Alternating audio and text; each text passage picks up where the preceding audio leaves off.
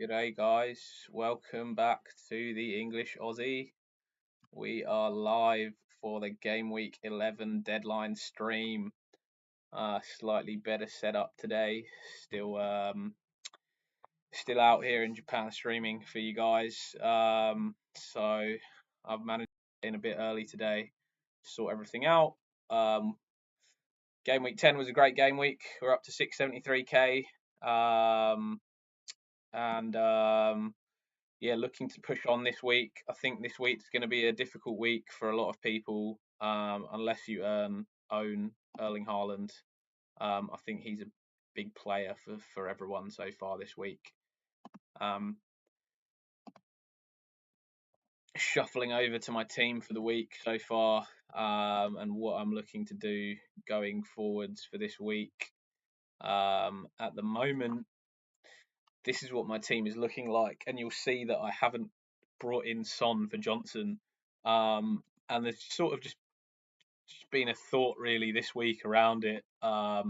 Just after Son playing 45 minutes midweek and Ange's comments in the press conference, and we'll flick over to the press conference updates as well for you guys to have a look at.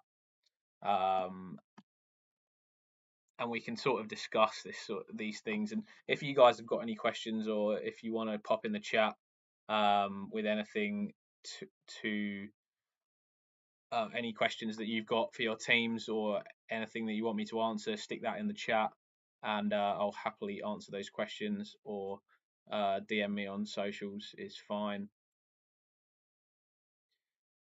Yeah, so just a quick update, press conferences updates. Man City and Pep basically saying same players as that were playing for him in Lisbon are the same players that are still available for him. Nothing's changed there. So potential of De Bruyne being back this week. Obviously he had a couple of minutes, or he was on the bench as well over in Lisbon. Diaz is still out. Grealish is out. Stones is out. Walker will be back, or potentially back in, available for selection. I think that is likely going to be a problem for Rico Lewis. I think that given that he started midweek against Sporting in that 4-1 loss for City, I think it's likely that that Walker will be back and will play. De Bruyne obviously was in the squad for that game. Did come on for the last 5-6 minutes in that game, kind of dead time in the match. City were already 4-1 down at the time, so he has a potential to be back for this game week. Potential to start. We'll see what happens with Pep. My thinking is around De Bruyne is just given the physical demand that Brighton are going to have, are going to put on City this week, and that's just their high press, their energy across the field. I think it's going to be difficult for De Bruyne to play a lot of minutes this week. I think he will play. He might come off the bench again for the last 30 minutes, perhaps, but he's not going to have a full game for City, I think, this week. Even regardless of how many injuries they've got, just he's too crucial a player for City in the future to throw him out there early, and for something to happen to him and him to get injured again. Walker, on the other hand, I think is but has a high likelihood of starting. I've actually benched Rico Lewis in my team this week, just because of that. I do think that it's likely that Walker probably starts, given Lewis played midweek against Sporting.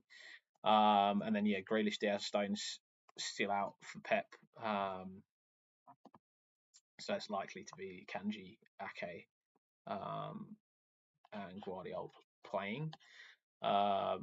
If we do get any early team news around that match, that will impact some of the picks for this week. I think that if we get early team news around Rico Lewis being benched, Guardiola being benched, those are key things to make sure that we staying on top of. And if we do, I will be letting you guys know ASAP if anything comes through for the team leaks.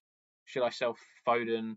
I don't think you should sell Foden this week. I think Foden will start for City. I think City v Brighton, as I'll go on to talk about a little bit later in some of the like tactical analysis and team observations. I think Brighton's a great game for City offensively. I think it will be good for Foden.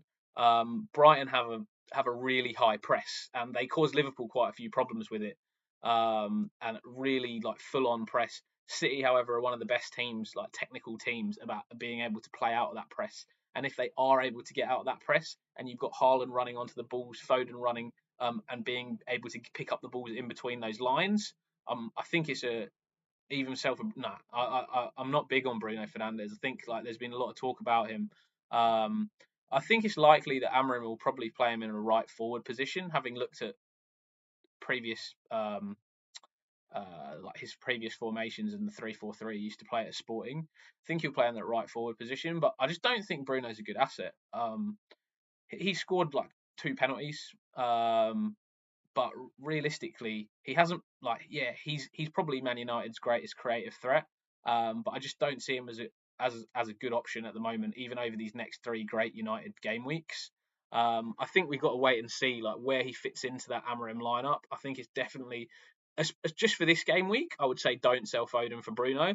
If we're going to game week 12, potentially game week 13, then we're having a different conversation when City's fixtures become a little bit less good. But I think definitely Man City v Brighton, Phil Foden is a much better pick than Bruno Fernandes for United this week. I'd definitely go for Foden. I'll go on to talk a little bit more in like team observations around that game, like the setup that Brighton have and the setup that City have, and like why I think that's a good game for City. And we'll talk a little bit on United and Amorim and what his lineup we expect it to be and how that will make an impact on a lot of their players going forwards. Just run through the rest of press conferences again. Like, feel free to shout out with your questions. We'll jump off and we'll answer your questions first, and we'll get back to talking through this stuff.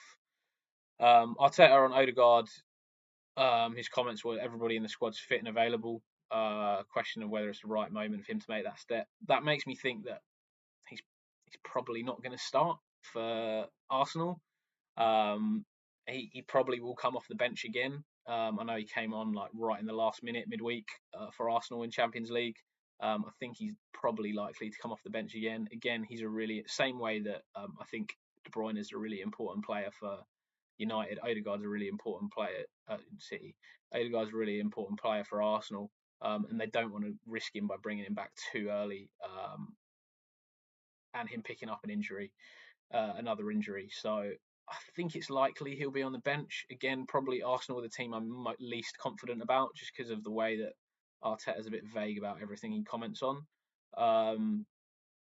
Also for Arsenal, Calafiori's still out. Sterling can't play, ineligible to face Chelsea. So likely that Martinelli, Trossard are going to get big minutes. If any of you've got them in your team.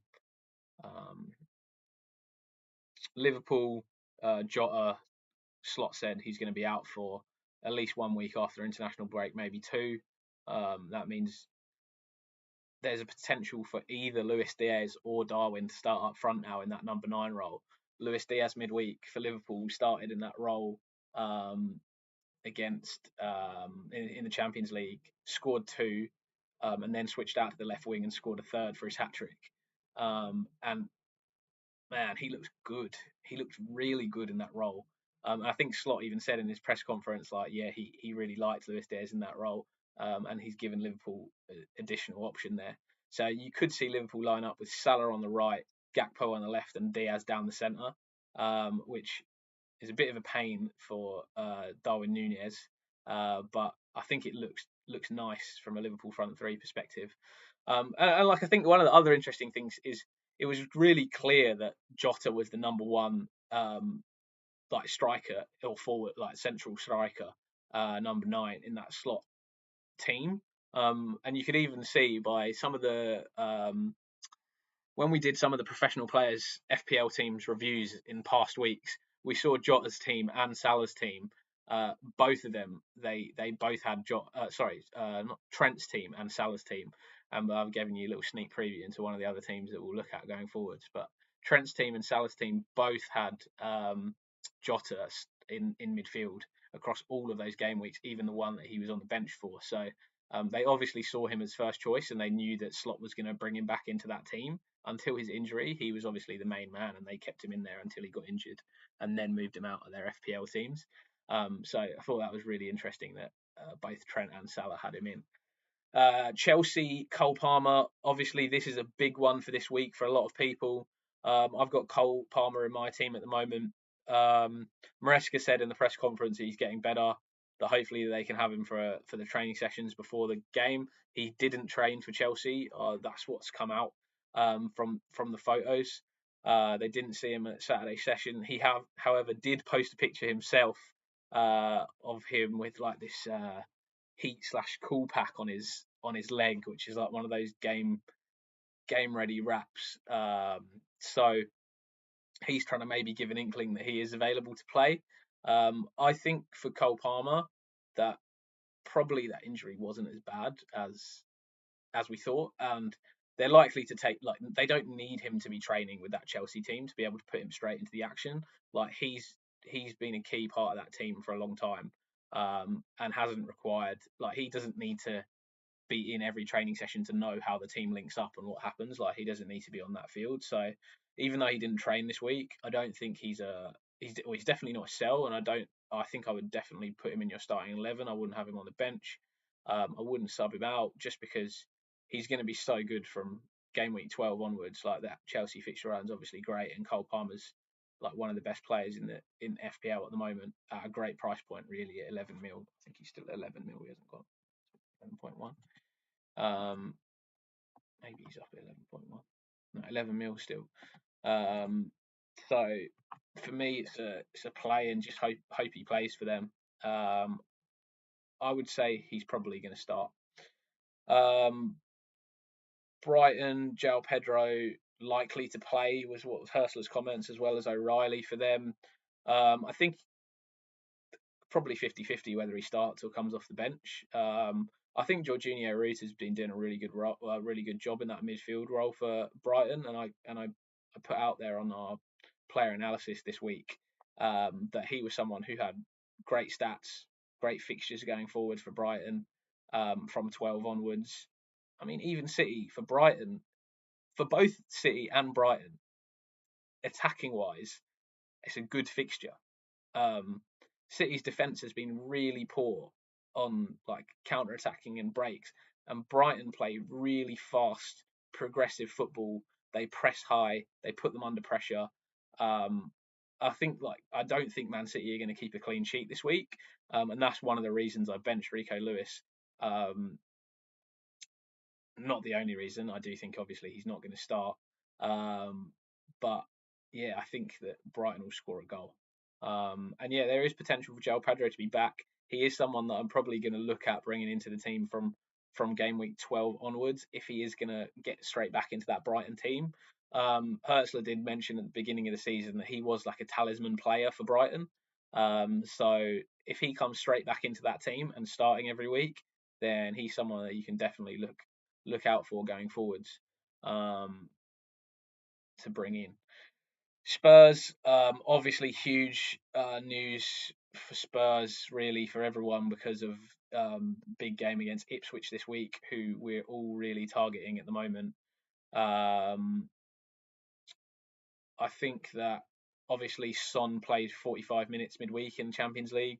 He played 55 minutes last week in the Premier League.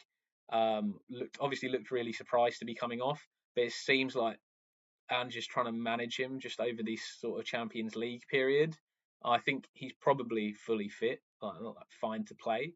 You can see from his reaction when he got taken off that he thinks he's fully fit and doesn't need to be coming off at that time, or at least not at 55 minutes. But the fact that they are clearly managing his minutes when they've got like 2 games in a game week, and they brought him off at 45 minutes in the Champions League. I know they were 3-0 down to Galatasaray, but they still did it. means I don't think he'll play 90 minutes. And that for me has been probably my big thinking point this week. Is my plan was originally to bring Son in and captain him this week, but if he's not playing 90 minutes, it's probably not the guy that you want to captain. Like realistically, captaincy is such a big choice over in the game weeks and has the possibility to impact your team the most. And for me, my captaincy picks this week would probably be Haaland number one, Salah number two, and even Salah number two is tough for me, but Haaland probably for me best captaincy pick for sure. If you've got Haaland, like, you should not be selling him this week. You should be captaining him. And then yeah, I mean, who you go for second? Like Brian Mbeumo against Bournemouth, Foden, Son, Salah, all of those guys are good options. I mean, yeah, it's a really difficult picks. I think this week for captaincy. I think you should potentially go for any of those 4 or 5 guys, um, and no one can turn around and be like, "Yeah, that's a stupid pick." Um, yeah. So other news, obviously, Werner's out, Timo Werner's out, Richarlison's out, Van der Ven's out, Ramirez maybe. The other thing, definitely not Hashem. Do I do Wood or Wissa to Cunha? Ooh,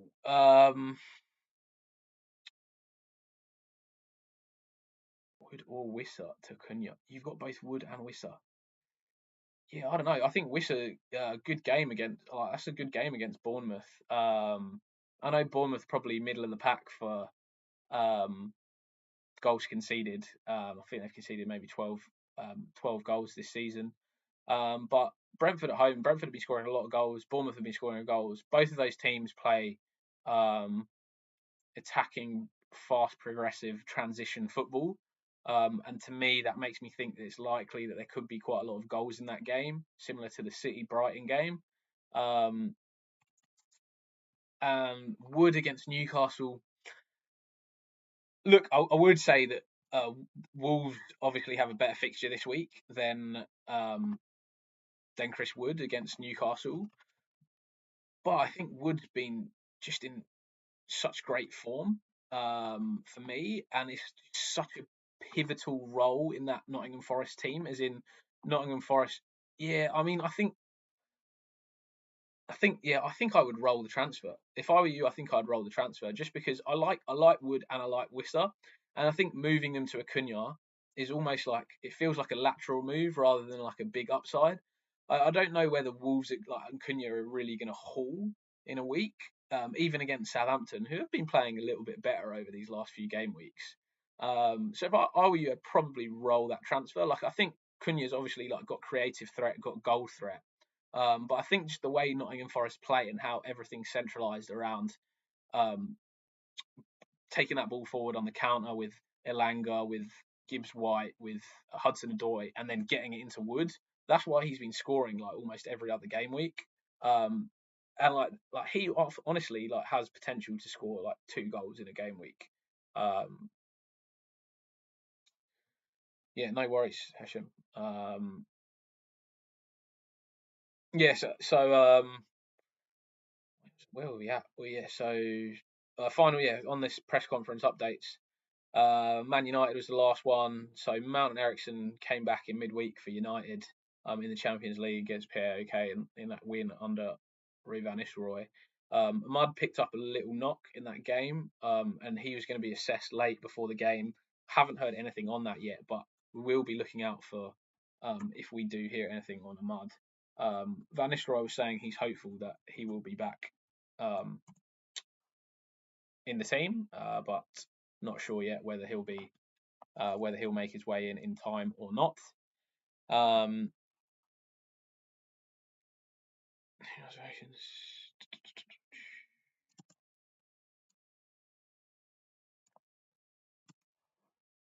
yeah, and then we had other notable updates that we wanted to run through. Also, Fulkrug still out for West Ham.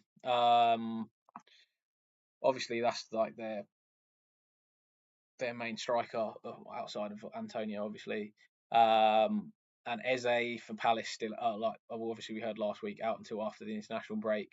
Probably one of the other things to talk about was Hörsler's comments even last week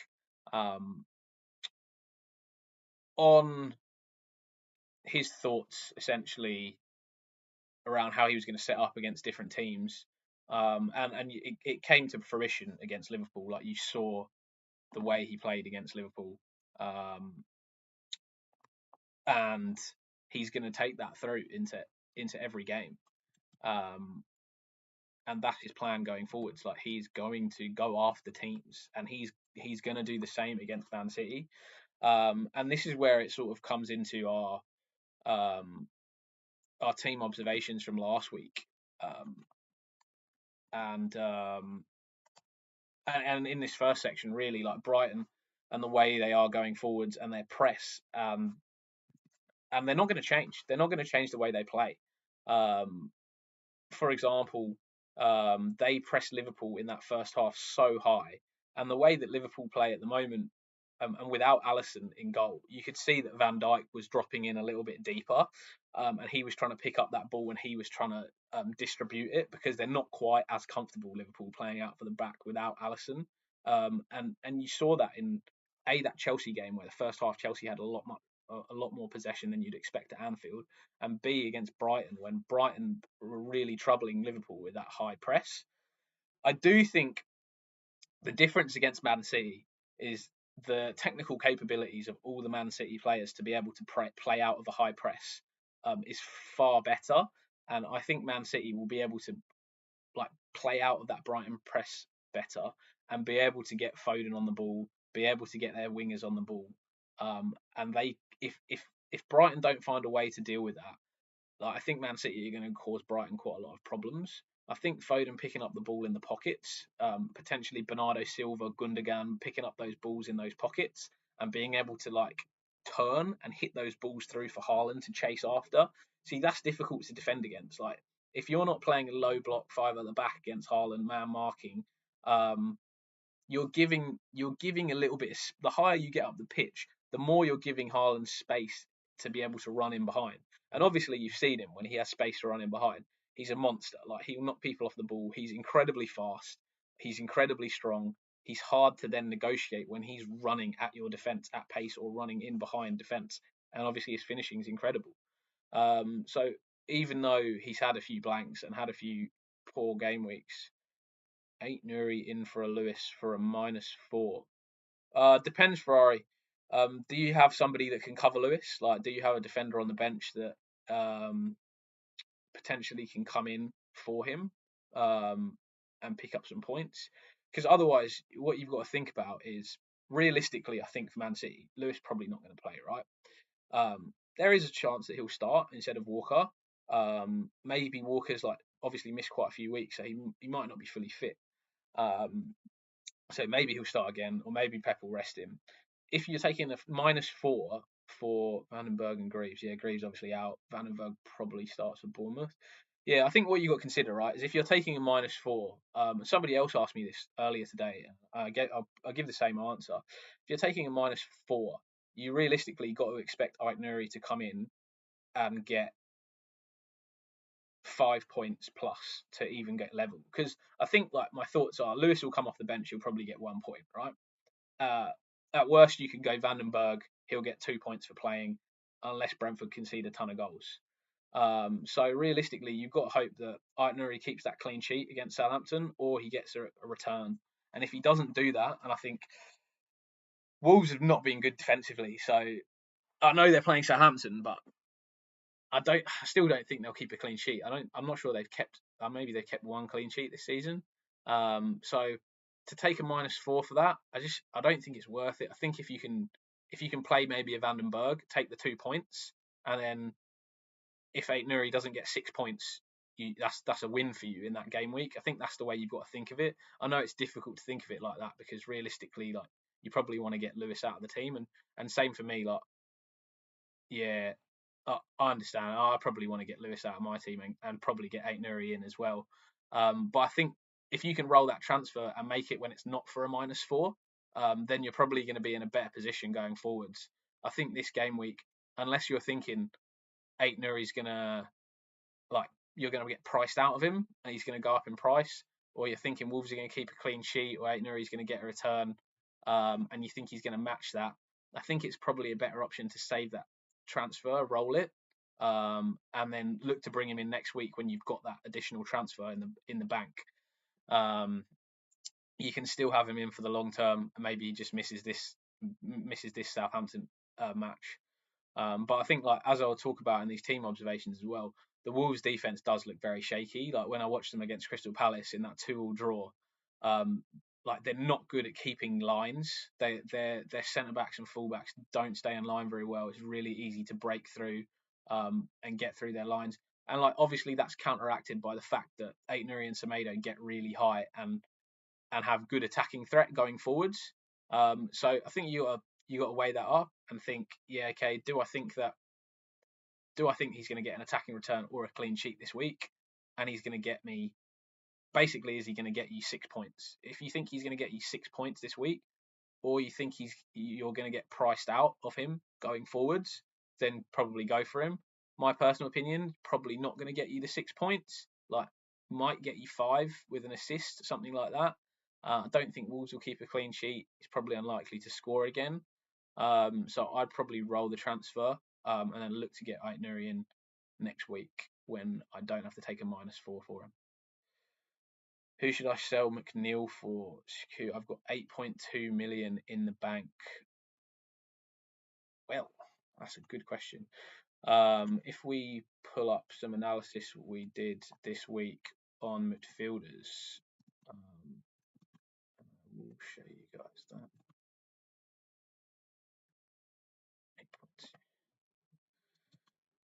So this is sort of our like statistical analysis around midfielders for this week, and I'll also talk around like what I think maybe around some of the better players tactically going forwards. 8.2 million, you're probably looking at somebody around Brennan Johnson against Ipswich this week. Only problem with that is obviously they got City going forwards after that. Another guy I'd look at is Semenyo at Bournemouth. So Semenyo at Bournemouth have 3 really good fixtures coming up, right? He's got Brentford, Brentford, Brighton, and Wolves over the next 3 game weeks. All potential to score goals, right? Brentford have obviously conceded a ton. Brighton obviously have great attacking threat, but also conceded a lot of goals. Wolves' defence have been shambles, and even Tottenham in 14 for an attacking player. That's not bad. Garnacho, another option, but the reason that I would say don't go for Garnacho, just what I think around Amorim and what he's going to come in. If he plays that 3-4-3 that he's playing at Sporting, he's probably going to play either really high wing backs. So you'll either see like it being like a 5-2-3 almost, which may end up with like you might not have Bruno in the middle then he might end up playing Bruno in that right forward role, or left forward, or like even on the left forward role, and then I think like Ahmad might get into the team there, or Rashford. Like what I probably think is Bruno plays right forward, Rashford plays left forward. Like, that's what I would do. So I think like Garnacho is just a bit of a risk going forwards, in my opinion. So I'd probably steer away from him. So I think like I'd be. It's hard because around that sort of price point, there's not really a lot of fantastic options around the sort of 7 to 8 mil. So I'd almost go a little bit lower to like a Brennan Johnson at a 6.5, a Semenyo in at like high 5 point something, or your other option is bringing in like a Martinelli or a Trossard for Arsenal if you don't have Saka, and trying to cover Saka in the midfield from their good Arsenal's good fixture run going forwards from like 13 or 12 or 13. I think they have West Ham. 13 they have West Ham.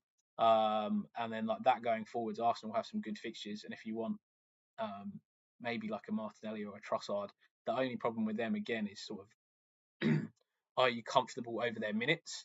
And I think it depends on the cover you have in your team. Like if you've got decent Yeah, so I really wouldn't suggest Bruno. I know it might be an unpopular opinion at the moment, but I think Bruno's honestly a wait and see how they set up under Amorim.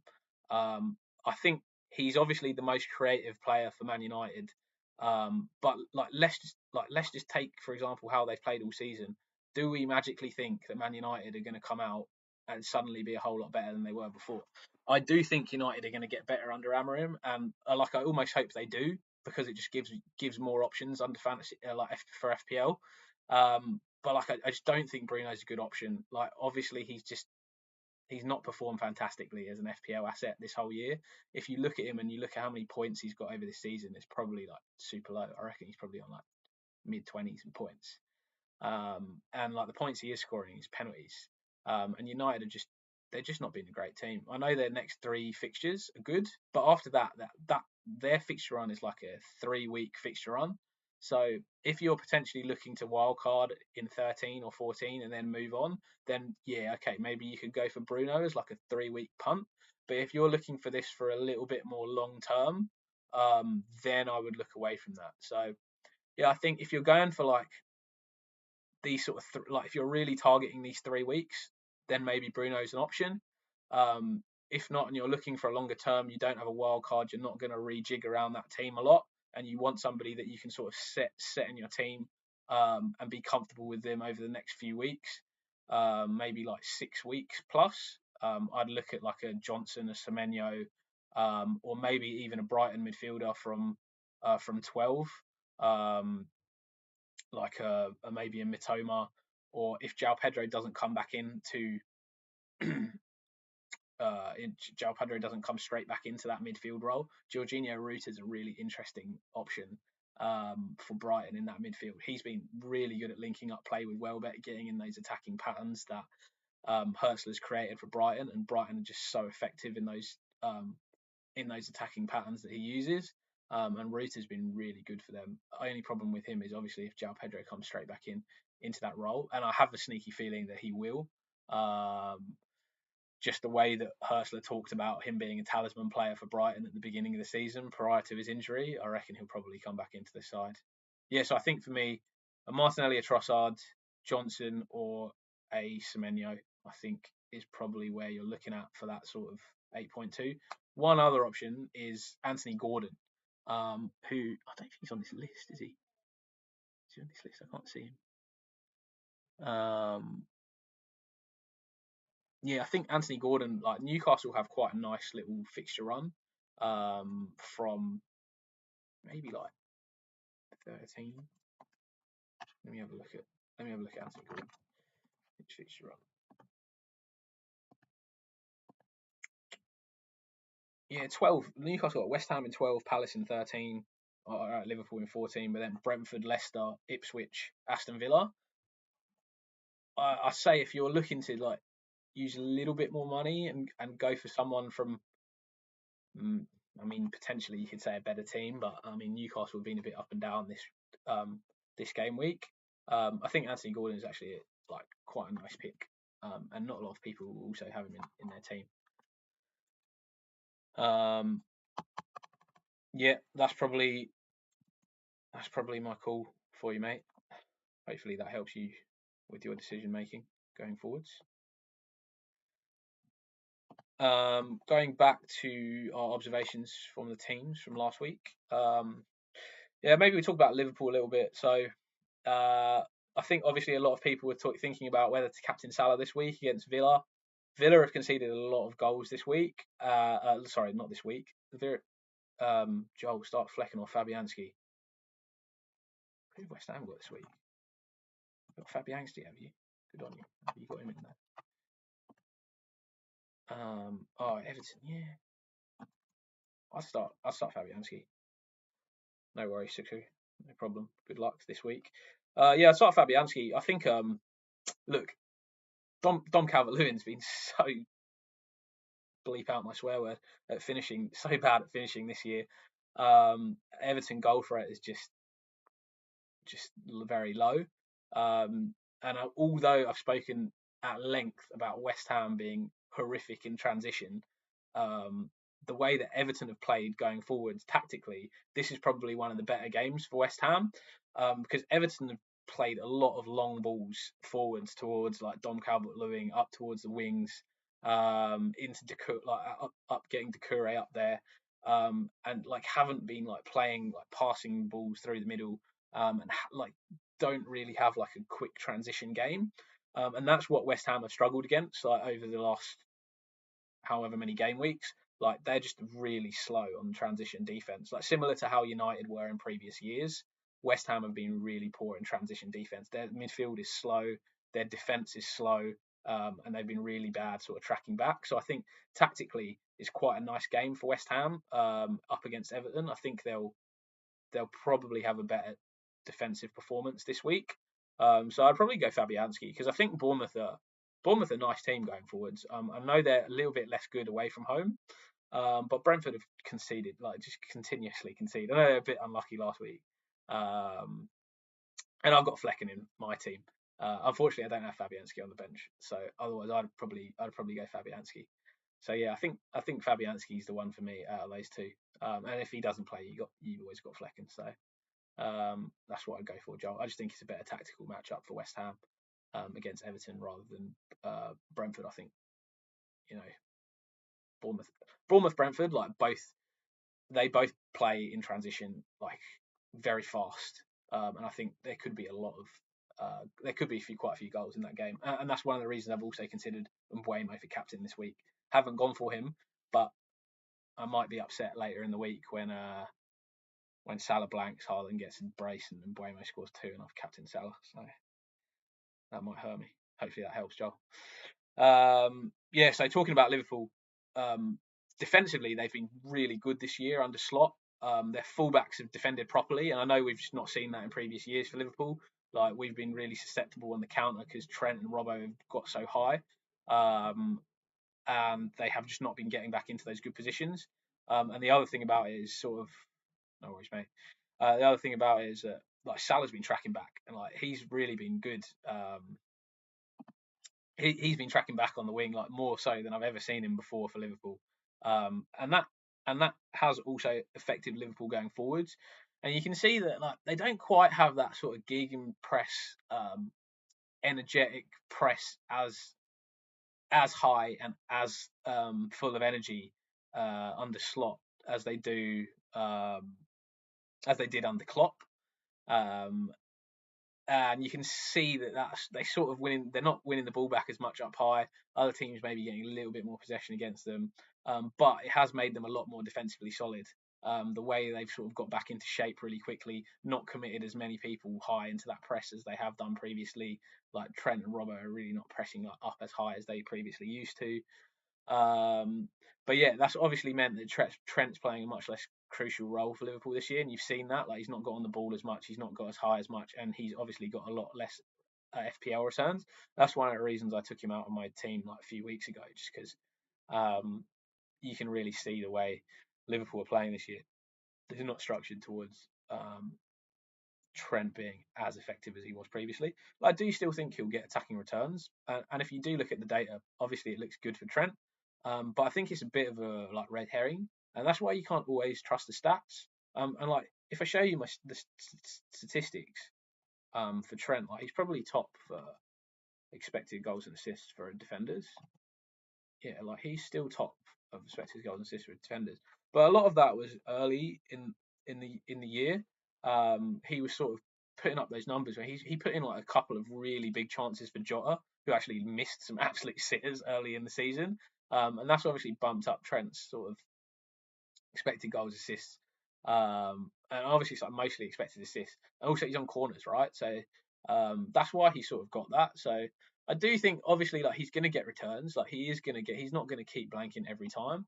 And Liverpool are a fantastic defensive team. So even though he hasn't been getting those assists and goals that he has done in previous season, he's still up there with the highest scoring defenders, just because Liverpool have been such a great defence. But I would say he's just so expensive, and I think like there are so many good options in the midfield and forwards that that money can just be spent better.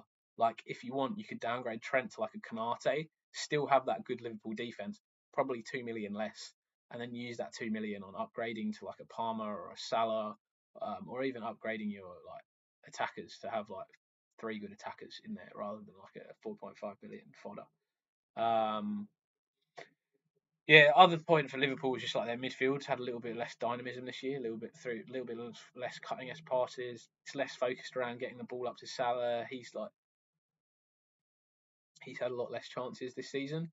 His finishing has just been much better. Like honestly, his finishing has been incredible this season. He's probably had less chances than he has had in previous seasons, but I don't have a comparison of where he's at this season versus prior season, but I'd expect him to be on a similar track.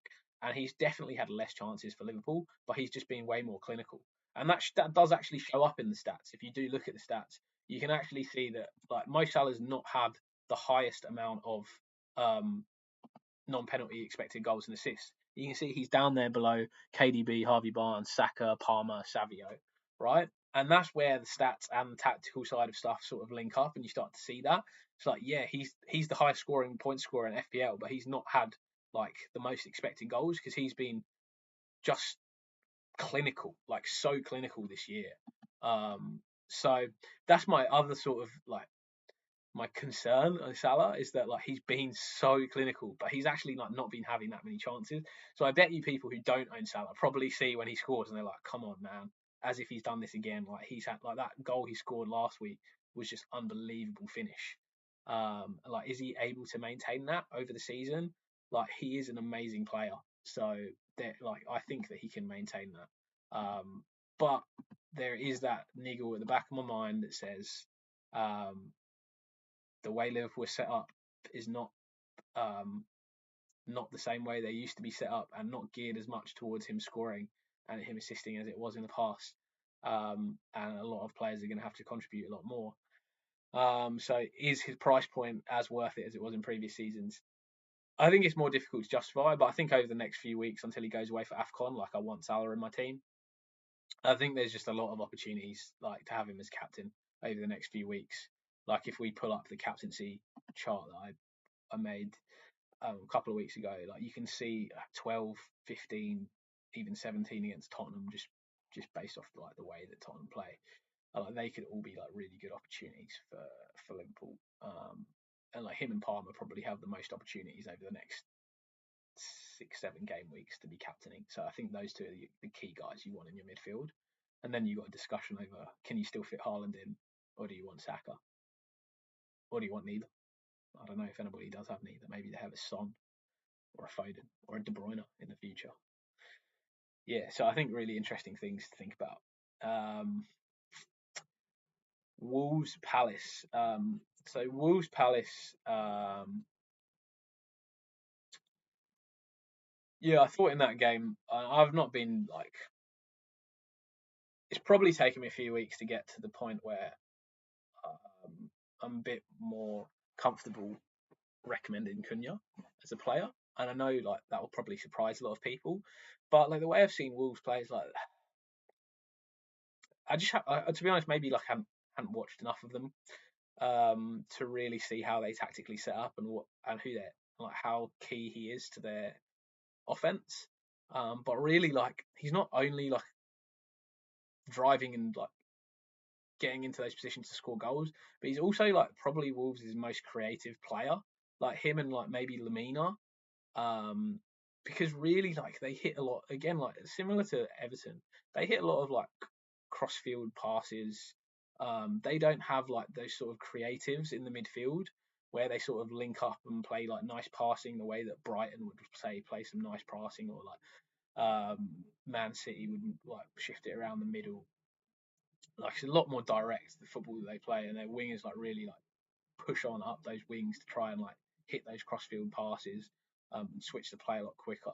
Whereas Cunha like is probably one of those guys who can get on the ball in the midfield, who can drive, who can make the passes, and can sort of really change up how things work. So this week I'm going to say I think Cunha is a good option, and it's probably taken me a long time to get to this point. But yeah, I think like over this Wolves fixture run, probably until maybe 18, 19, when it sort of dies out a little bit. yeah, I think Cunha is a good option as a forward option. But I also think there are a lot of other good forwards that you can't go wrong with. I think Chris Wood's great, Wissa's great, Jackson's great, Solanke's fine. I wouldn't be switching between those forwards. Like if I had any of those forwards, like I wouldn't like switch them out for a Cunha. Like I think all of them are good options in their own right. Could definitely score goals. João Pedro, Welbeck. I love Welbeck actually as an option. Yeah, similarly for Wolves, like I think like Mario Lamine is the other player that like maybe it's not a great fantasy option, but I just love watching it. Like when I've been watching a bit more of Wolves lately because I've like wanted to make some commentary on Aït-Nouri and Semedo and Wolves defense and Cunha and Strand Larson, etc.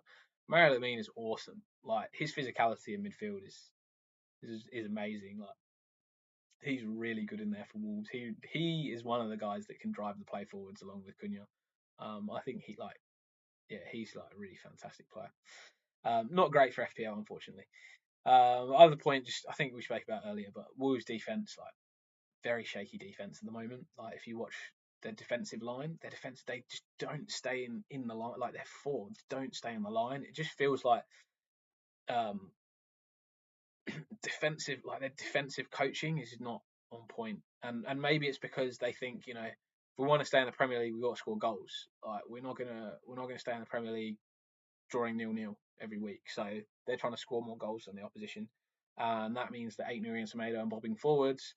And then they're leaving their two centre backs a little bit exposed. When they do get back in, like they're just not comfortable in like across the line. And that's really sort of causing them quite a few problems defensively, and that's why they, I think, conceded the most goals in the Premier League this year. Don't quote me. I'm going to check now. But yeah, I really think their defense looks very shaky. Obviously, that's what, like I was saying, like the defensive shakiness is offset by the fact that they're going to score a few more goals. Their fullbacks are bombing forwards. They're going to create a few more opportunities. Yeah, they've conceded the most goals by far. Obviously, part of that was 6-2 to Chelsea, but they've conceded 6 more goals than Ipswich this season. So, yeah, defensively, that Wolves defence not looking like they're keeping clean sheets, even though they have, I think, Southampton this week. So moving on to some of the next observations. Tottenham v Villa. Yeah, that's an interesting call out. Udogie for Tottenham at, what is he now? 4.5 mil still? Udogie. 4.9, sorry. Oh, yeah, he's a 5 mil. So yeah, definitely Udogie for Tottenham's been like quite an interesting player. He in that second half. So, and I think this is really interesting because the way that Ange changed his tactics in that second half, like we might see this going forwards from Tottenham, and if we do see this going forwards from Tottenham, this really might make Porro and Udogie much more interesting assets going forwards.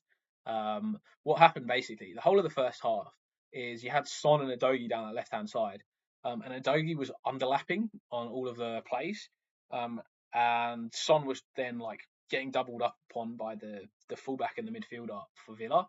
I think it was like John McGinn, maybe, and Matty Cash. I don't know if it was like a central midfielder or if it was the winger at the time. Anyway, Son was getting doubled up on the wing, and he was never able to like go down the wing and get the cross in because they would like block that option. And then he would have to come inside. Salah captain, thoughts on Amad Diallo starting? Joseph, at the moment, haven't heard anything. Van Nistelrooy said obviously he was going to be assessed and he was hoping he'd be available. My guess at the moment is that he is going to start and he will be available. But like, stay on the stream. We'll message if there is any early team news or any news on Ahmad. I will, once we get a little bit closer to the deadline, have a look and let you guys know ASAP. Salah captain or Haaland captain? Flexo FF. Look, mate, I would go Haaland. Like my honest thoughts, and like we were speaking earlier on the stream about how Brighton v City is a really good offensive fixture for both teams. I think Brighton are going to press high, like Hurtsler did against Liverpool, caused Liverpool a lot of problems. Man City are much more technically gifted side, and they're going to be able to play through that press better than Liverpool were.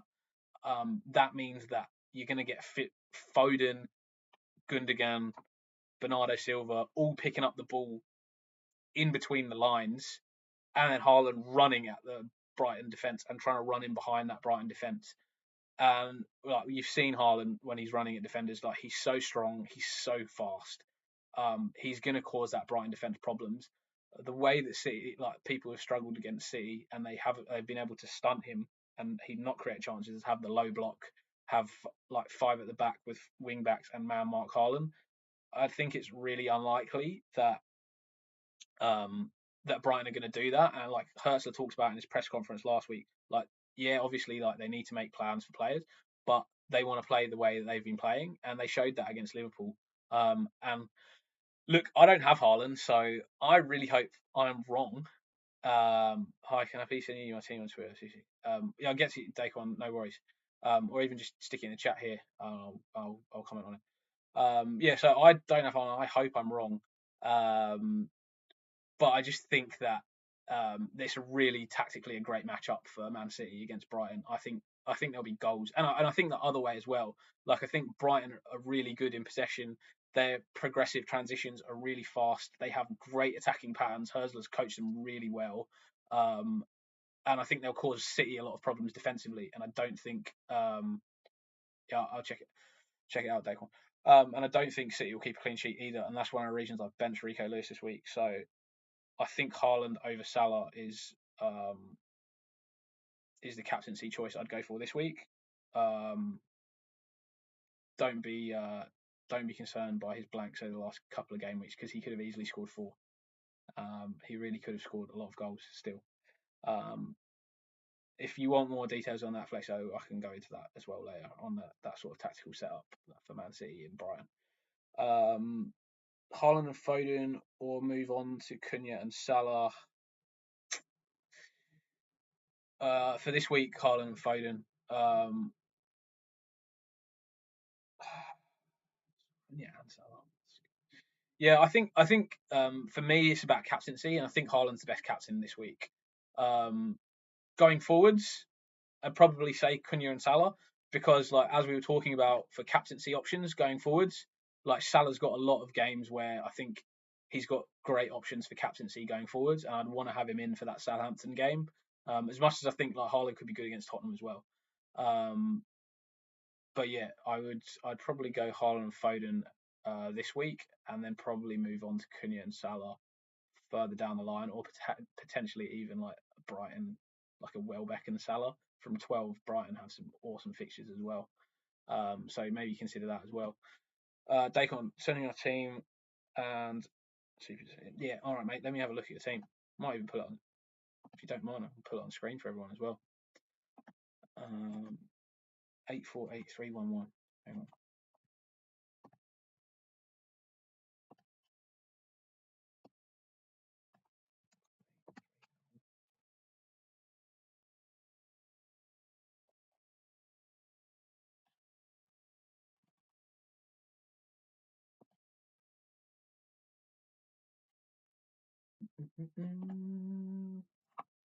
Sorry, mate, just putting it up. Give me a sec.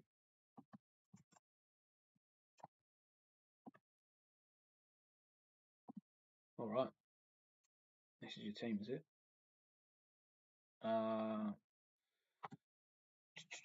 Yeah, so just reading your questions. Whether I get red or green this week based on whether Maddison starts for me, I think I got to get Semenyo in for McNeil. Yeah, okay. I think Semenyo for McNeil's a good option. I get red or green. That's whether Maddison starts. Yeah, look, I mean Maddison starting. That could really go either way this week, to be honest. Maybe you got Southampton, Wolves. Oh, so you're looking to get Semenyo in for McNeil in case Maddison doesn't start. Well, if you're thinking that, like, who do you want long term going forwards? Do you want McNeil going forwards long term for Everton, or do you want Maddison long term going forwards? Like, if you're concerned about Maddison's minutes, you're gonna have this issue consistently going forwards. Like, would you rather move from Maddison, and you've got a little bit more money to spend on that midfield. I don't know if you have money in the bank. I don't think it says on here whether you got cash in the bank.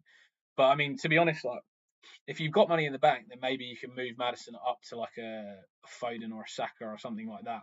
If you don't have money in the bank, then really it doesn't matter either way, because I think my view on the players at the moment is that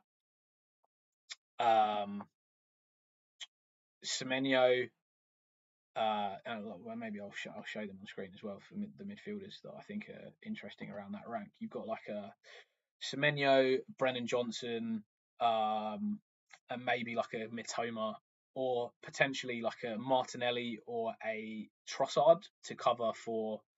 Yeah, I have 6 million in the bank. Yeah, so I think like in that case, like you could easily go into like a Saka or a Palmer for Maddison or even for McNeil. Like you've got the cash to go up to them. And I think like if you're looking going forwards, like I think if we get news that Palmer's starting, I think he will start this week. Going into like 12, I think he's like a really interesting option. Like he's got lot of captaincy potential over the next 5-6 game weeks. If you had Haaland, who do you get? Sorry, let's do these in order, guys. Sorry, I'll get through all your comments. So yeah, I'd like end result. I'd say Semenyo for McNeil was good. Wood for DCL. Yeah, if you got 2 transfers, you could always go like Semenyo for McNeil, Maddison up to like a Palmer, and then that gives you that options going forwards. Palmer to captain in like future game weeks. I think that's probably the way I'd go. Worth moving Wood on to Cunha this week, Orange Apple? I don't think so. I think Wood's a great option, and someone else asked me this earlier. I think Wood's a great option. The way that Nottingham Forest is set up, I think Wood is just like Nottingham Forest. I know Newcastle is like a trickier game for them, but I think like Wood to Cunha is a bit of like a lateral move, and I think Wood Nottingham Forest basically play like these really like on the counter with Gibbs White, Elanga, Hudson Odoi, and then everything is like centered around getting that ball into Chris Wood. And Chris Wood like always has the potential to score 1 or 2 goals. He's also on penalties. And like yeah, I think Cunha is now like a good asset for Wolves, but I just think it's like a bit of a lateral transfer. I think if you've got the freedom and you've got that transfer and you like Cunha and you think he's the one to go for, then fine, use that transfer. But otherwise, I'll probably roll the transfer and save it for going forwards. There's going to be a lot of like switches around that midfield and key premiums that you're going to want to target to captain. So yeah, that's probably what I'd go for. Game week 12 is when I wanted to plan get Palmer and Saka day one. Only 1 free transfer though, so it would require a hit. Yeah, then I'd probably just go McNeil to Semenyo and leave it at that, and then in game week 12, then move Maddison to a Palmer or Saka. Finners, hero mate. Yeah, I'd love a custom banner. That's actually one of the things at the moment that I'm is on my list to sort out my YouTube banner. I really appreciate you saying nice to climb the FPL YouTuber ranks. It's still a new channel at the moment, so if you guys are enjoying my like tactical analysis as well as the statistical side, like please subscribe to the channel. I'm trying to grow it. I'll be putting out more and more videos as we go on. At the moment, I'm streaming while I'm on holiday, so this I think probably only a couple of videos out this week with a few shorts. Nick, my man, this is like my best mate in Sydney. Would you wildcard this week or next week after the international transfer? You were texting me all day today. You know my answers on this. I'd go. I've seen your team. I don't think you need to wildcard. I think you can wait. But thanks for commenting. It's always good to see you pop up. Start DCL on Morrison Daquan. That's actually a tough one because DCL's finishing has been so bad this year. That me recommending you to start DCL is going to hurt me a little bit. Start DCL or Maddison.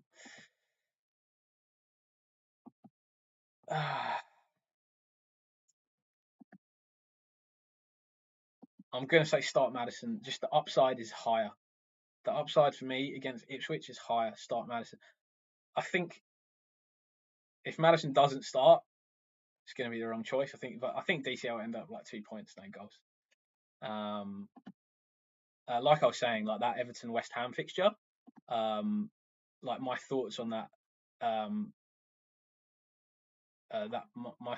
You know what, I'm going to trust in Ange. Yeah, trust in Ange to help you out. Always trust in Ange. He's an Aussie, so you got to trust in the Aussies. Yeah, look, I think go for Maddison. The upside's just bigger. Like I think the difference is probably going to be minimal. I can't imagine DCL is going to score a goal. I know that's no might come back to bite me in the butt, but I think like Beto's been doing better for Everton as well. So obviously there's chances that like DCL's minutes are a little bit lower. Like he's going to play less minutes. So look, if Maddison starts, yeah, there's more upside. I think go for it. Nice option, Daquan. Good luck this week. I'm actually going to be cheering on Maddison now. I think I got through all your captains. Yeah, Finners. I think I answered. If you had Haaland, who'd you captain? I would captain Haaland. And yeah, obviously, like I said, just based off that, I think it's a good matchup for Man City this week. I think we talked through those on team observations. Let's go on to the next slide. I think we've got a few more teams to get through. Yeah, so that this might be interesting for you as well, Daquan. So Tottenham in that game, the way they were playing, not so much on like a Maddison way, but I think you got Son in your squad, didn't you? Yeah, you got Son in there. So Son for me this week, just a little bit of concern with how they're managing his minutes. The upside for you is Richarlison's out and Werner's out. So who are they going to bring on that left wing for Son this week? I don't know. Like he could easily play 90 minutes, even though they're managing his minutes at the moment. Like obviously he played 45 on the weekend in Champions League and 55 last week. But yeah, so what I was talking about before I went back, any noteworthy punts this week? I'm willing to take a hit for someone who could halt. Noteworthy punts. Phil Foden is my noteworthy punt for the week. Yeah, just I like that matchup. I like that City Brighton matchup. I think that's got also Danny Welbeck. I really like that. I really like that game. I think there's going to be goals in that game. I also think there's going to be goals in the Brentford Bournemouth game. Yeah, I think this week there could be quite a few goals. I haven't missed anybody's comments, have I? No, I'm just strolling up to check. I've got through everything for you guys. Yeah, so in that Tottenham game, basically first half, as I was saying, Udogie was. Any noteworthy punts this week? It's in my blood. Nice fellow Aussie on the stream, big fan.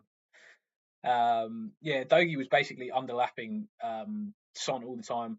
Son was cutting inside and getting forced inside, and then they were just squeezing him out. Second half, Ange changed it up tactically. Dogie bombed down the outside and was overlapping like traditional fullbacks used to do. That gave Son a couple more options, obviously, to play the ball into Udogie or to cut and make that cross, because they couldn't have the two, like the fullback and the midfielder, like both cover Son and leave the underlapping Udogie. They had to one had to commit to going with Udogie down the wing, and that meant Son was then more one-on-one, and that's how he whipped that cross in the end. He got this little bit of space to whip that cross in for that Brennan Johnson goal, and that really changed things up for Tottenham, because then you had options. Like Son was having options, like he could take on his man, he could give the ball to Udogie. When he passed it off to Udogie, he'd then overlap, and then someone had to go with him. So Ange's tactical substitutions have been awesome, and I'm not just paying on him because he's an Aussie. Like he's been great. Like who else would take Son off at 1-1 and win 4-1? Like I mean, even Son probably didn't see that coming. But yeah, he'd been really good tactically with those substitutions. Even when he's, a couple of weeks ago against sub Madison off, put the two guys holding, and got Dejan in that Kulusevski in the attacking midfield role, just causing havoc. Like Kulusevski has been playing awesome for Spurs at the moment. Like he's not quite like essential for FPL, but he's just essential for Tottenham. Like he is creating so much, and like his composure on the ball, his technical ability on the ball, his passing is just amazing. Like he's such a good player. And I think Pep was speaking. I don't know if it was in a recent press conference, it was an old press conference where he's like, Kulusevski's like one of the most talented players in the Premier League. Yeah, and so then the one other thing about Tottenham, that Tottenham game that I just wanted to note is that I just saw Johnson like drifting wide quite a lot. He just got a lot less involved in the game. I know he's been scoring in a lot of these games. I've got Johnson in my team as well. But I just felt like he was getting he's a lot less involved in the play, unless Tottenham are breaking on teams. Like when those teams have like a little bit of a low block against Spurs, Spurs are not like they haven't been great at breaking through that, and like they're like that tactical switch that Ange did in the second half against Villa, like helped them out in in that low block. But again, Johnson wasn't really doing that as much with Porro. Like it was more down the Son side that happened. Really, like from the other side, like Johnson would almost like tuck in a little bit, and Porro would be putting in deep crosses. And then like Kulusevski and some of the others would be like drifting into that space. So yeah, I just found like Johnson like starting to worry me, even though he's been returning. I think looking at it from like a footballing perspective, he hasn't been picking up the positions that you'd love him to get into. Although he got on the end of that Song cross, like he's not been like gunning on the end of those crosses that often. So yeah, I'll watch the game carefully again, like this Spurs v Ipswich game, because like I'm hoping for a big return from Johnson against Ipswich. Like they're obviously a team to target. And for me this week, it's sort of been a real dilemma of to whether to bring in Son and captain him or to back Salah against Villa, who have conceded a ton of goals this week. No, not this week. I guess I said that twice now. Who've conceded a ton of goals this season. My current captaincy is on Salah, and like maybe I'll show you guys my team so you trust me. Not lying to you. This is 31's team. Sorry, this is last week. Hey, big team. This was my current lineup. Yeah, so I've currently got the captaincy of Salah. I'm rolling my transfer this week. I'm just not doing anything. I've got Lewis on the bench because I think he's not going to start. Even if he does start, I don't think City are going to keep a clean sheet. Guardiola's in my team for attacking threat. Gabriel, I mean, honestly, could be on the bench, but Arsenal are such a good defense that if Palmer's going to blank, then hopefully they can get the Arsenal clean sheet. Pedro Porro, obviously, good option. Palmer, fantastic player. I think you've got to have him in your team. Hope he starts. Johnson against Ipswich, great game. Mbeumo against Bournemouth, great game. Salah against Villa, good game. Rodgers is the one where I think I'm sort of still living in the world of Liverpool being someone that teams can attack on the counter. Not probably not seen it as much this year. I think Brighton had those opportunities because they pressed high and they won the ball off Liverpool quite high. Whereas Villa, you've seen them after Champions League games. I don't know if I've got that in my commentary on team observations. Probably because they didn't have obviously a Champions League game last week. Would you captain Son or Haaland this game week? Ooh, Haaland. Still Haaland. Still go Haaland. I think that's a tough call. Like if Son plays 90 minutes against Ipswich,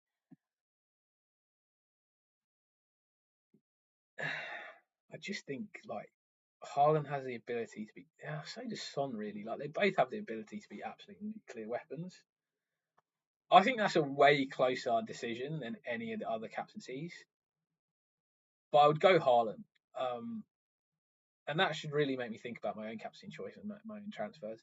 I'll go Haaland because I'm just not sure Son will play 90 minutes. And and I think the matchup suits City against Brighton. Whereas like Spurs v Ipswich, like Spurs like always have the thing, right? Like they have to score. When they score and the other team are attacking, like for example, even in that Villa game at 1-1, Villa were looking to win the game. Like Villa didn't want 1-1. Villa wanted to win. So they were going forwards, and then Spurs are on the counter attack. Are deadly, like they are deadly on the counter attack. They attack with so much pace. So like I think they will score early against Ipswich, but there's a lot of like assumptions I'm making to put Son as a captain over Haaland. Whereas Haaland, I just think Haaland's a great option. The matchup's really good. The bloke's a monster.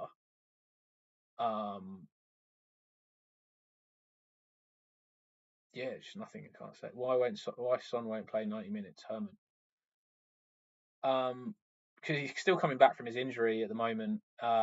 He played 55 minutes last week against Villa and came off. Played 45 minutes midweek in Champions League in Spurs' loss to Galatasaray.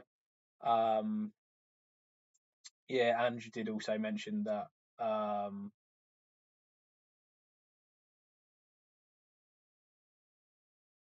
Hero finish. Where do you want me to send it to you on? Drop me your at on Twitter or Insta, and I'll send something through. Man, also really thank you for that. Really appreciate it. I don't know if you're also a content creator. If you are, I'll definitely subscribe to you as well. Super appreciative of that because that's actually one thing that I've been really planning to do lately. So you're now my number one fan on this channel. I'll be looking out for your comments. Please hit me up if you got any comments during the week. I'll make sure to respond to you. Sorry, yeah, on Son, yeah, Ange did say he's trying to like get him back to fitness slowly, Herman. So, yeah, I think it's likely that he's just played midweek against Galatasaray, played last week against Villa. I think it's likely he's not going to play the full 90 minutes coming back off that injury. He's too important for Spurs to get injured again and be out for a long time. Like he's obviously their best player. Bryce, South Africa. Man, awesome. Tuning in from South Africa. Sell Eze and Havertz for Bruno Fernandes and Cunha for a -4. Man. No, don't do that. Oh, I don't know. I just don't think I just don't think Bruno Fernandes is the way to go. Like really don't think Bruno Fernandes is the way to go.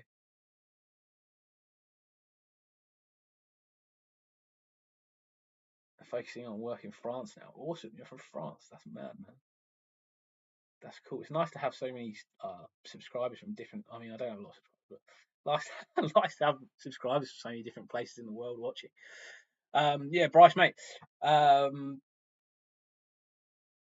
I just think Bruno's not a great option. I think if you're going to do Eze and Havertz, I think Eze's fine. Sorry, I think Havertz is fine to keep in your team. If you're looking to get him out for Cunha, I don't think that's a terrible option. But I think that Arsenal's Arsenal's fixtures from game week 13. Uh, Arsenal's fixtures from game week 13. Thanks, Nick. Are actually good. So Havertz in the team could be good from them. Eze, obviously, if you're looking to go out, and I think it's not worth it for a -4. Like you can just swap Eze straight out. And I think like around Eze's price point, there are a bunch of good options that I think are like as good options as Bruno Fernandes, if not better options at the moment. Look, all right, Nick, just because you're giving me crap about me not liking United players, I think Bruno Fernandes for a 3-week punt is fine. He's fine to go for a 3-week punt. Long term, I just don't think he's someone I want to have on my team. I don't think like it just depends on how Amarin plays him. I think Amarin's going to put him in the right forward position and Marcus Rashford in the left forward position in his little 3-4-3 system, which may be like a 5-2-3 with the wing backs. I'll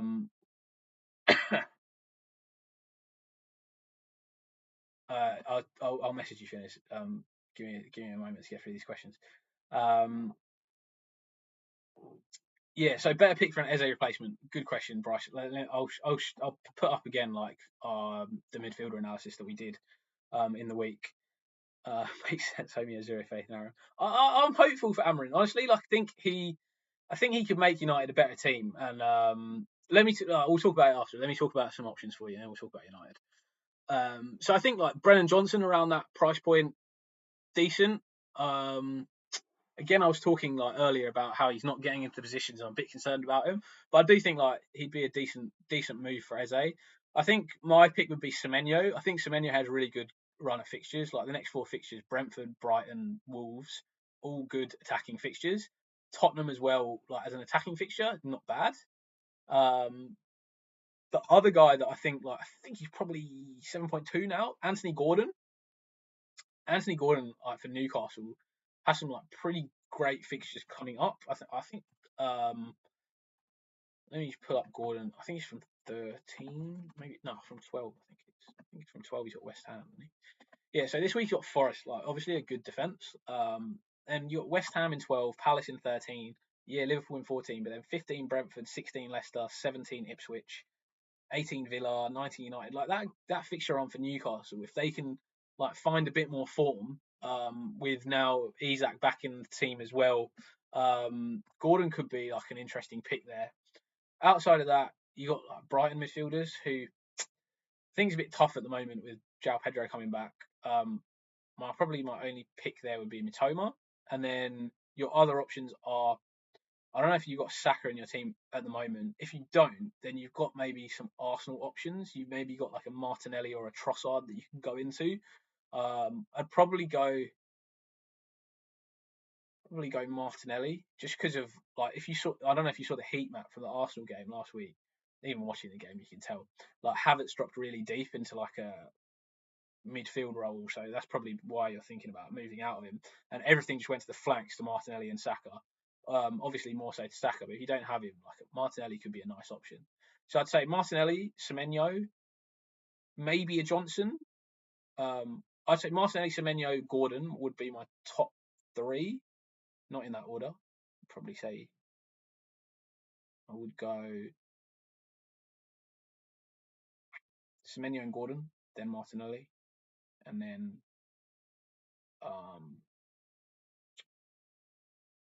man, I forgot who the 4th one I said was. You remember? Yeah, and then maybe like a Mitoma.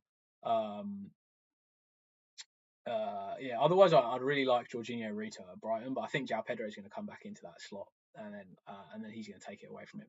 But he's been great so far. Would you not want to take a punt on Garnacho or even Ahmad in the next 3 game weeks? So Garnacho, like maybe Ahmad, maybe, but I'm not convinced on their minutes. Like I think Garnacho like might not start, to be honest. And like if I was a United manager, like Garnacho would be like one of the first names on the team sheet for me, to be honest, because I think he's quality. And there you go, there's some like United love for you. But yeah, so what I think from United focus is like I think their defense is an area you can look at. Like I think Dalot, in the way that Amarin plays with the like high fullbacks, I think Dalot and Mazraoui could be amazing options. The United defense has been really good. Only caveat being, if you do switch defensive systems midway through the season, obviously you really need to work out the spacing. Like the defenders will need to be coached on the spacing, and it takes time for those like I used to play left back when I used to play footy, and not that I was like, Premier League level, right? But like we played like super competitive football, and we were always coached as like fullbacks into how tight to keep the space between the centre backs. And it's not easy. Like when you shift in a system from maybe like 4-4-2 to playing like 5 at the back, it's really different on how tight the spaces need to be, and that's where you get the runners that are running in behind. And it just makes it a little bit more difficult for a defense when you're changing up that defensive system. But having said that, I think United have got a good fixture run over the next 3, and I think Dalot has potential for attacking returns, and I think United defense has been good. So hopefully they can work that out quickly if they do change system. So I think like for United, I'd be looking more at like the fullback space to bring people in, and I hope Amarin makes them better. I do hope Amarin makes them better because, yeah, man, you guys have had it tough, man. It's been a struggle. Should have kept Mourinho. I love Mourinho. Right. Does that answer? Hopefully that answers your question, Bryce, mate. Yeah, hopefully that was of some help.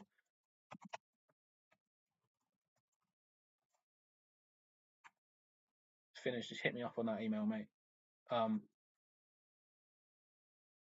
Sorry, appreciate you. Sorry I took so long. I was just trying to get through everybody's questions. Shout out once you've taken it down. I might delete the comment just so people don't fly into that. It's just my side email address, but yeah, if you've seen it and you've noted it down, I'll take it out. But I really appreciate you, mate, and also yeah, enjoy your weekend. Hope your team goes well this week. Hit me up next week if you got any questions. Yeah, Nick, Ahmad. Obviously, I just wouldn't take the punt unless we get some team news as well. Not sure. Obviously, he picked up a knock midweek, and I'm hoping that he pulls through and is fit. And Van Nistelrooy said he's hoping he'll be fit to start. But yeah, again, I just think the United forward lineup, there's just like so many minutes risks with all of those guys. Like, how do I know who's going to start out of Rashford, Garnacho, Ahmad? Obviously Bruno's going to start, but like how does he fit into that system if they play a 3-4-3? Like, he's not going to fit in the middle. Like, I just think it's a lot. Rumours are Garnacho will become left wing back and Delo and Mazraoui might be in trouble. Yeah, as a United fan, mate, you're in the know, aren't you? So Finn is a United fan as well. Got a bunch of United fans in this chat. That's mad. There's lots of United fans. Yeah, look, I'm hoping for the best for you guys. I hope things get better.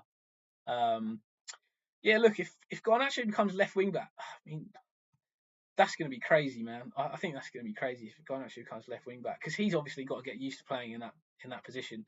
Yeah, I don't know. I think like, obviously, like, you guys don't know either, being like United fans. So for me, it's a wait and see on those United players. The only guy that you know that's going to be locked for minutes is Bruno. So thanks, Finners. I'll reply you, mate. I'll reply you after I finish with this stream. I really appreciate it, mate. Enjoy your weekend. Frederick, should I play Lewis or Johnson from Ipswich? Ooh, may I play Lewis?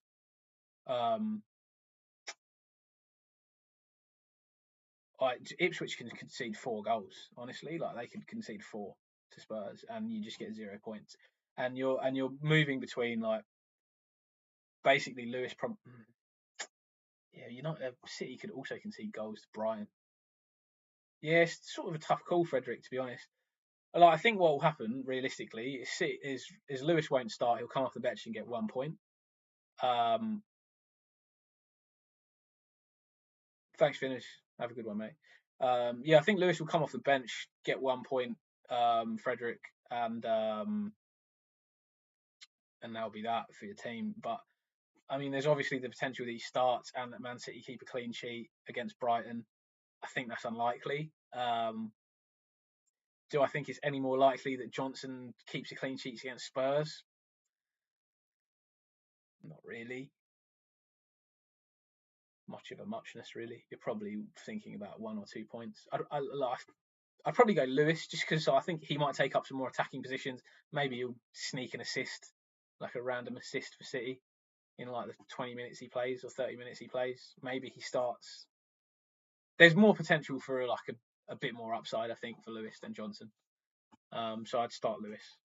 But I think you're working with much of a muchness. It's probably like 1 or 2 points, both of them. Man, I've spoken about Man United way more than I thought I was going to talk about them today, and I'm still on them on my team observations.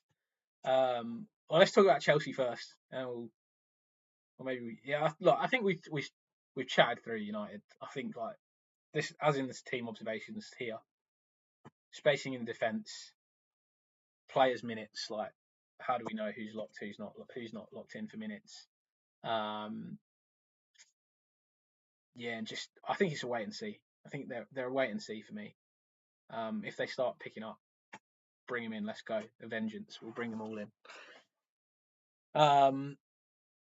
Yeah, hopefully that answers your question, Frederick. Sorry, I know it's probably not the answer you're hoping for, but not much going on there, I guess, with those two guys. Chelsea, on the other hand, let's talk about them. So Chelsea in that game against United, Caicedo, man. Caicedo and Lavia in the middle there. I know Fernandez has been playing a little, like Enzo Fernandez has been playing a little bit in between. But Caicedo and Lavia have such a great understanding together. Their physicality in that midfield for Chelsea reminds me of the days where like Mourinho had like Essien in there, where they would just bully teams like Essien, Ballack, like those sort of players with like Robin and Duff on the wings. Oh man, that was a crazy team that Chelsea used to have. Yeah. So like that Caicedo, Lavia, and then you've got Palmer above them with the creative. And then you've got the fullbacks bombing on down the wings. Nicholas Jackson, who's been getting better and better for them. He's learning when to drop in, link up the play, let Palmer run on beyond him, and then when to run and make his own runs. Getting better. I think like he's not the complete package yet, but he's improving as a striker. And Maresca just he seems like he knows what he's doing. Like somehow he's managing a squad of 750 players. And no one seems to be whinging and whining at the moment. Yeah, obviously we'll wait and see with Palmer and see if we get any any late team news on him, and what's going to happen with him going forwards. Outside of and like score prediction for United v Chelsea. United aren't playing Chelsea this week, mate. It was last week. 1-1. You're a United fan. Come on, put it together. I'm assuming you meant Chelsea Arsenal or United Leicester. Chelsea Arsenal, I don't know, man. Like, is Palmer playing? Is Palmer not playing? I think that makes a difference. I think it'd be a low scoring game. I couldn't tell you. I really couldn't. I think that game is really hard to predict because you don't know who's playing for either teams. Once if I see the team lineups, WhatsApp me. I'll give you my prediction. Yeah, I really don't know that Chelsea Arsenal game. I just think that could. Arsenal have not been playing great, man. Arsenal have really not been playing great this year. Their defense is not. Obviously, they've had a lot of injuries. I think Odegaard will probably come back in for half the game. I think that's going to make a big difference. To be honest, like when Odegaard comes back into that Arsenal team, he's like that creativity in the midfield that they've been lacking to play those cutting edge passes. And they've obviously been relying on going down the wings and making stuff happen there because they haven't had that creativity in the midfield from like a Declan Rice and Marino, etc. Right? Like they're more of like the holding midfielders, and then that's why you've seen Havertz like trying to drop in and get involved in the play. So yeah, I think that's been like a bit of a problem for Arsenal this season. They haven't been able to obviously create as many clear cut chances, and everything's been relying on Saka, who's been amazing. Like he's been creating the chances for Arsenal, and I think he's like a must-have guy in your team from at least 13. Like when they play West Ham, you're gonna want to have him in. Is it 13 they have West Ham? Yeah, 13 they have West Ham. I think Nottingham Forest good defence, so you probably leave him out at 12 if you don't have the transfers. But yeah, after that,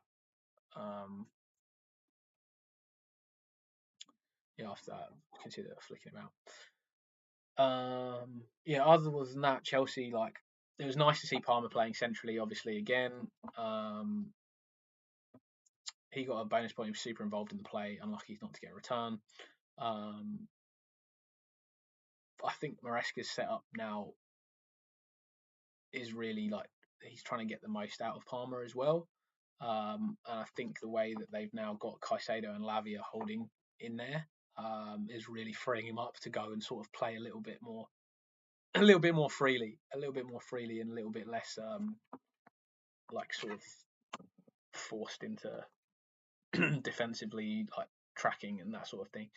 So yeah, I think let's hope Palmer plays this week. I think it would be a really great match to watch, Chelsea Arsenal. I'm definitely going to watch that because I think it'll just be a great game. Just be a great game of football. It'll be really interesting to see the tactics they both employ against each other as well. I thought Maresca's interview was really funny when he was talking about who does Pep like more, him or Arteta. And he was like, "Don't ask me that now." But that was probably one of the best reporter questions that I've heard from a while. Normally they're shambles, some of those press reporters. All right, a few more teams to talk through. Bournemouth obviously got Brentford this week. One of the guys I thought like was interesting now is really talked about Kirkes at fullback. 4.4 million, provides loads and loads of width at Bournemouth. Really involved in the attack. I think he's a potential attacking option going forwards. I know Bournemouth have not been Yeah, look, they're not been bad defensively. I think if you want a 4.4 mil defender and you don't want Nuri, or you've got Nuri and you want another one, I think Kirkes is as good an option as any. I think you got him, Lewis Hall. They're probably the two that I think about. Maybe a Luka. Aston Villa have conceded quite a few goals. Yeah, it's probably around that price point. That's where I'd go, and then like obviously you got the Nottingham Forest defense. But I like the Nottingham. Obviously, Nottingham Forest are a superbly drilled team, and maybe we'll just talk about them first. Yeah, Nottingham Forest, like just brilliant. Like honestly, they're brilliant. They're defensively solid. Like they're set up so well defensively by Nuno, that Moreno, Einar, Milenkovic, Murillo, that back four is just a lock. The real one, Fabianski or Pickford, who to start? West Ham, Everton. That's a good question. Look, I think I would go Fabianski. And I was saying to somebody earlier, he was talking about Fleckenby Fabianski. I think the way that the way that Everton play, even though West Ham have been like pretty shockingly defensively this year, the reason they've been shocking is because they've been really poor in transition. And they really like they track back poorly. They've got slow defenders. They've got slow people in midfield, and teams are able to win the ball and counter them. However, the way Everton play is like quite direct. Like not even, maybe that's not the right word, but they play a lot of like long balls, like diagonal long balls. And what has troubled West Ham is when teams have attacked quickly through the middle with like a sort of fast progressive passing rather than like hit long balls up to their defenders, where they're probably going to be a little bit better. So I think actually West Ham are a little bit more suited to cope with Everton. Like having said that, like I think also Everton defense versus West Ham is like not a bad fixture for them. But I just think West Ham have a few more attacking options, a few more like guys like Bowen.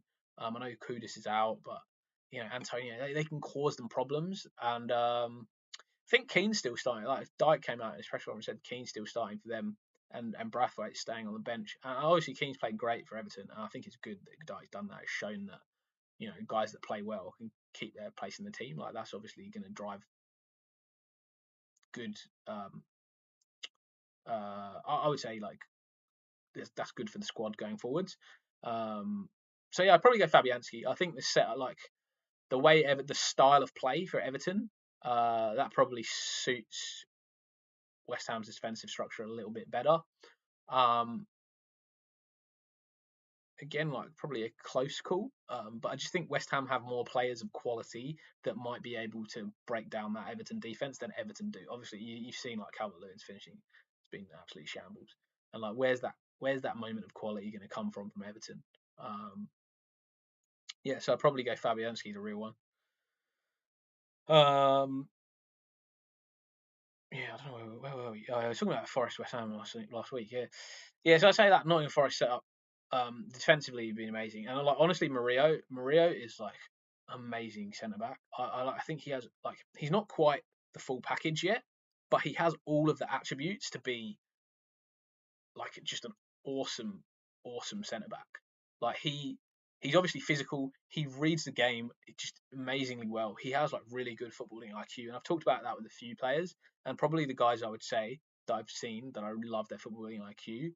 Just off the top of my head, I can think of Johan Wissa at Brentford, incredible IQ, always picks up the great position. Cole Palmer, amazing IQ. Like he sees things that like I'm watching the game and I can see the whole pitch, and he hits passes and he moves into spaces where I'm just like, yeah, I just didn't see that whatsoever. Like, absolutely just couldn't see. And like, he's obviously on the pitch. Like, he is not able to see this whole thing so easily. Like, we've got a bird's eye view of the whole pitch, and he's incredible player. There's a few other players, obviously, in the Premier League that have incredible IQ, but I mean, those are just ones that I can think of off the top of my head. Yeah, so I think that Murillo Milenkovic pairing is awesome, and like, if you look at like the defender stats at the moment, I think Milenkovic is is in there somewhere. Yeah, he's an orange in there. So this is like top 20 expected goals and assists for defenders. Like what I would say is like don't read into this too much. Like you can't read into stat. Like you got to think tactically and statistically, right? I love the stats, but I'm also like more of probably of a tactical thinking FPL guy from watching the games and like understanding how the teams are playing from having a footballing background. So I think like for these stats, like I've watched a couple of the Forest games and like they're mostly through like a couple of really big chances that Milinkovic had.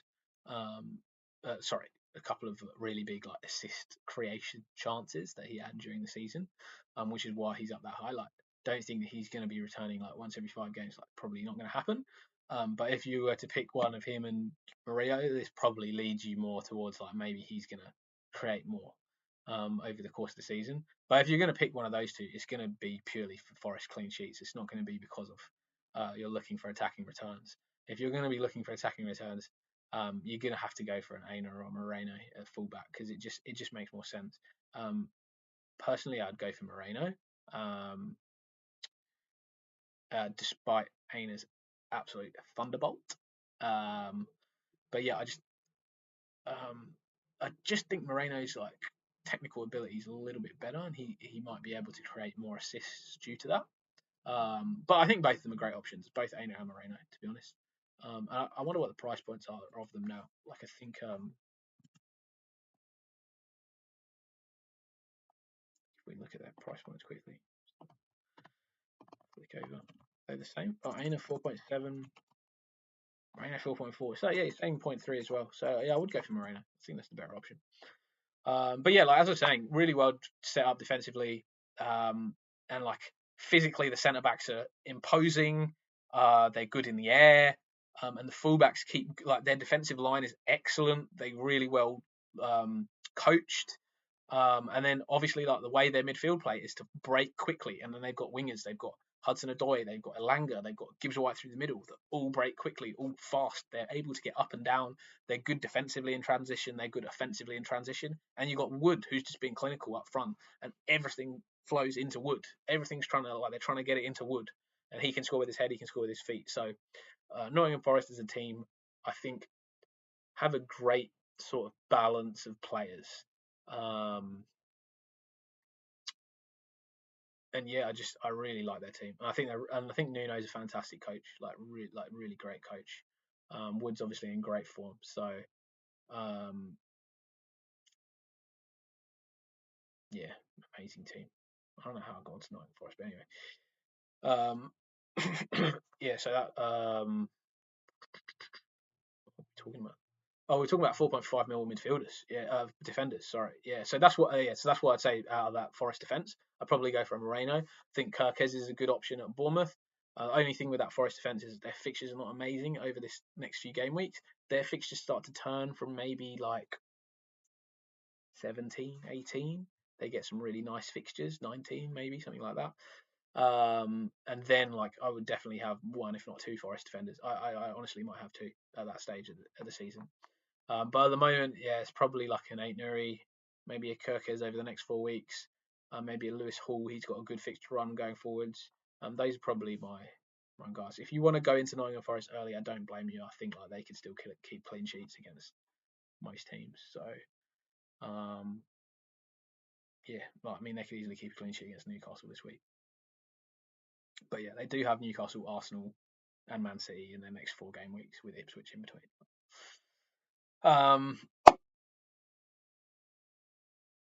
Yeah, and then West Ham, obviously, we talked about being bad in transition. Just don't like their transitional setup football. It's just slow players, and I think that's caused them a lot of problems this year. Like they've given away the ball several times, and then they've just not been able to recover, and then that's cost them. And like one of my mates is a West Ham fan, and he just says, just stop letting Paqueta pass the ball to the opposition and stand there and watch. So yeah, I think West Ham need to sort it out. Like they either need to like sign some midfielders that are faster, sign some defenders that are faster, or just tell the players to get back. Is like, yeah, I will stop banging on about United, but it was what United had the problem on in the past, of like being poor transitionally, and all the teams would break on them. Yeah, so I think those are what my observations were from last week's games. I think the one team that I left off there was the late game, which was the Brentford game, because I think when I released the video, I didn't have enough time to build a to watch the game and put the content out.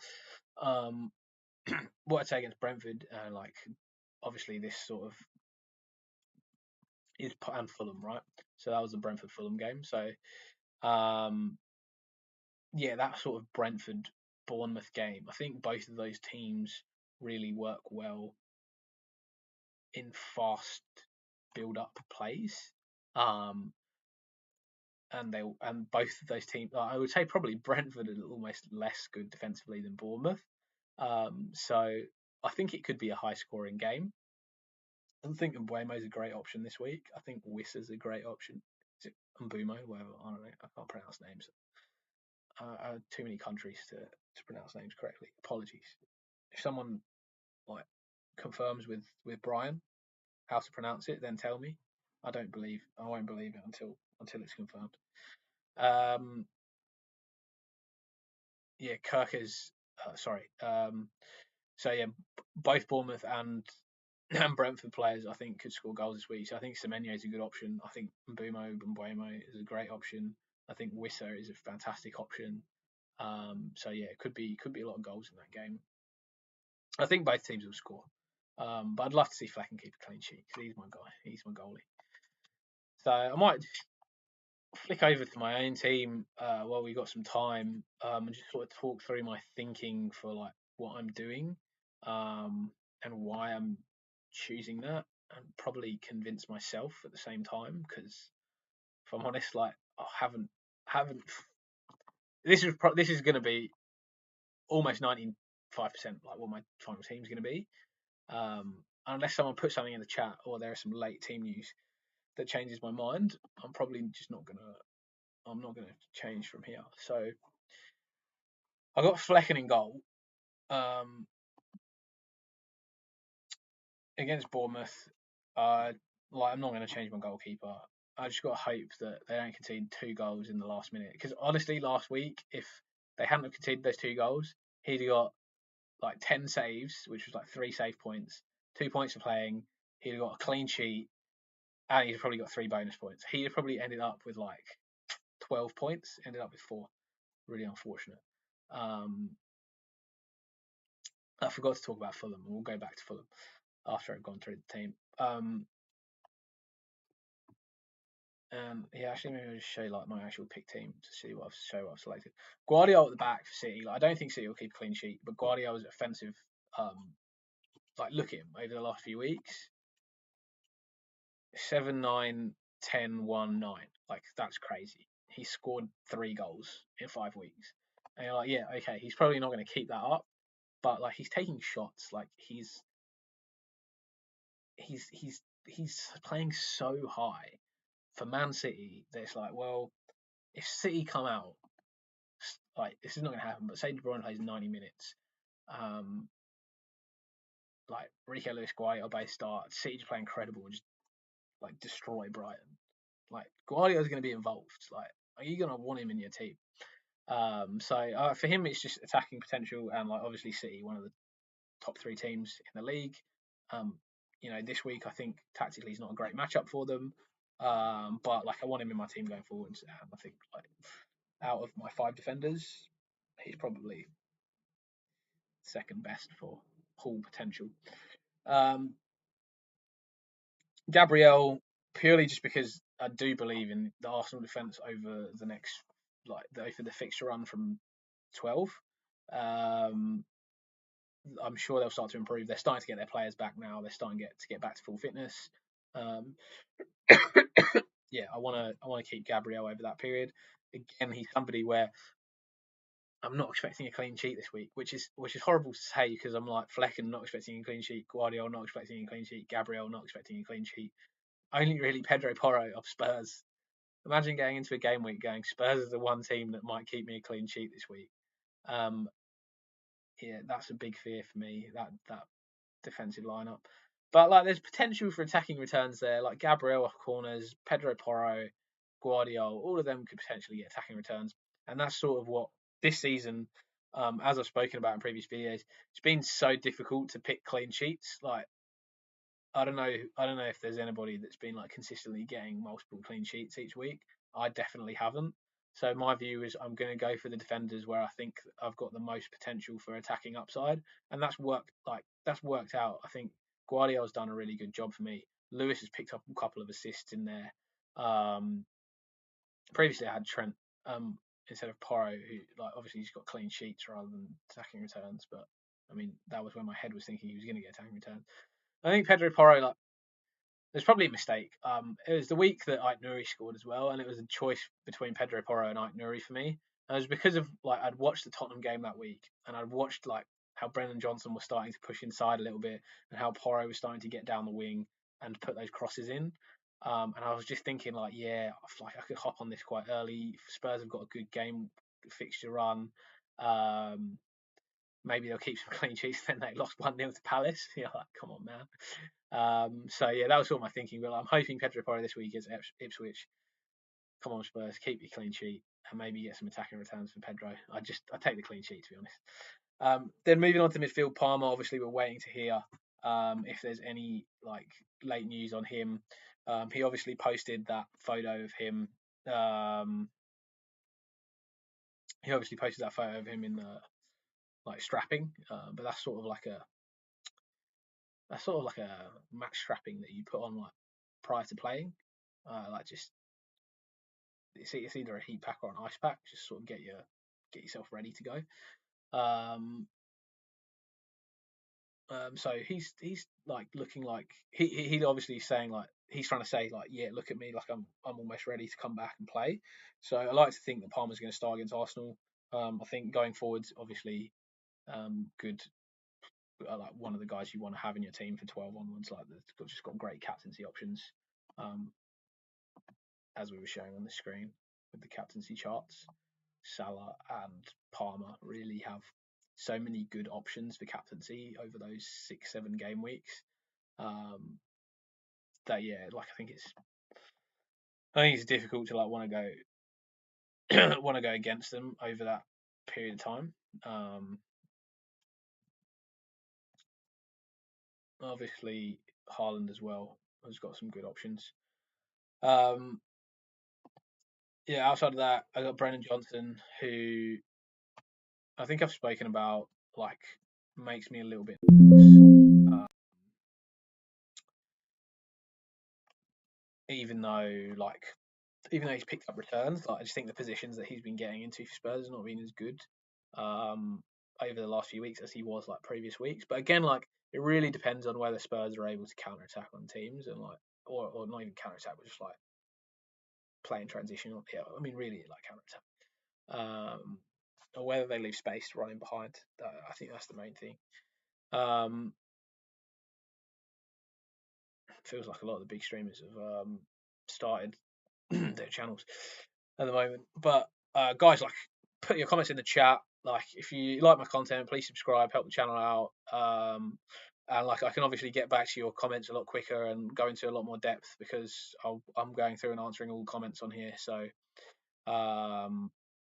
that's one of the bonuses of being smaller stream is I can get through all of your comments and give you some good feedback. So please stick your comments in the chat if you've got any questions, and if you're happy with my answers, give me a subscribe and follow some content in the future. I think the channel is a little bit different. Some of the other channels will give like both a statistical and a tactical view of the football, which I think is really important to consider going forwards. Both and the matchups in each game week, and like the style of play that each of the teams have and how that obviously works better and worse against different teams, and obviously the stats. Like I love stats too, so yeah, chuck your comments in there. I will answer all of the comments today, so before the deadline. So yeah, chuck in if you've got anything. Anyway, cracking on with my team and talking through like my points. So yeah, my one thought this week was honestly to move Johnson out for like a Son, and I know it's a bit of a crazy move, but I think over these next few game weeks, it's really important to target the best captain.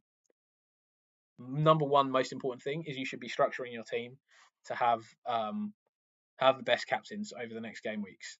And if you haven't structured your team like that, do it now. Like try and work out how you can get in the best captains. Like if you have to have Palmer one week and sell him for Saka, and then buy Saka and then buy Salah the next week, do it. If you're going to captain them each of those weeks, do it. Like we have the transfers this year, and like the way that FPL's changed stuff up this year, where you can roll up to 5 transfers. If you're saving up those transfers, and like I did that prior to like post wildcard, like wildcard in 6. Like actually went like pretty well for me. I thought like I was pretty happy with my wildcard. It wasn't as shambolic as some people's that week. Like I made some good decisions, but then like I just kept rolling my transfers after that, and then I was able to make the moves to get in a Palmer and a Salah. And with the I still have like 3 mil in the bank, so I could move Johnson to Saka.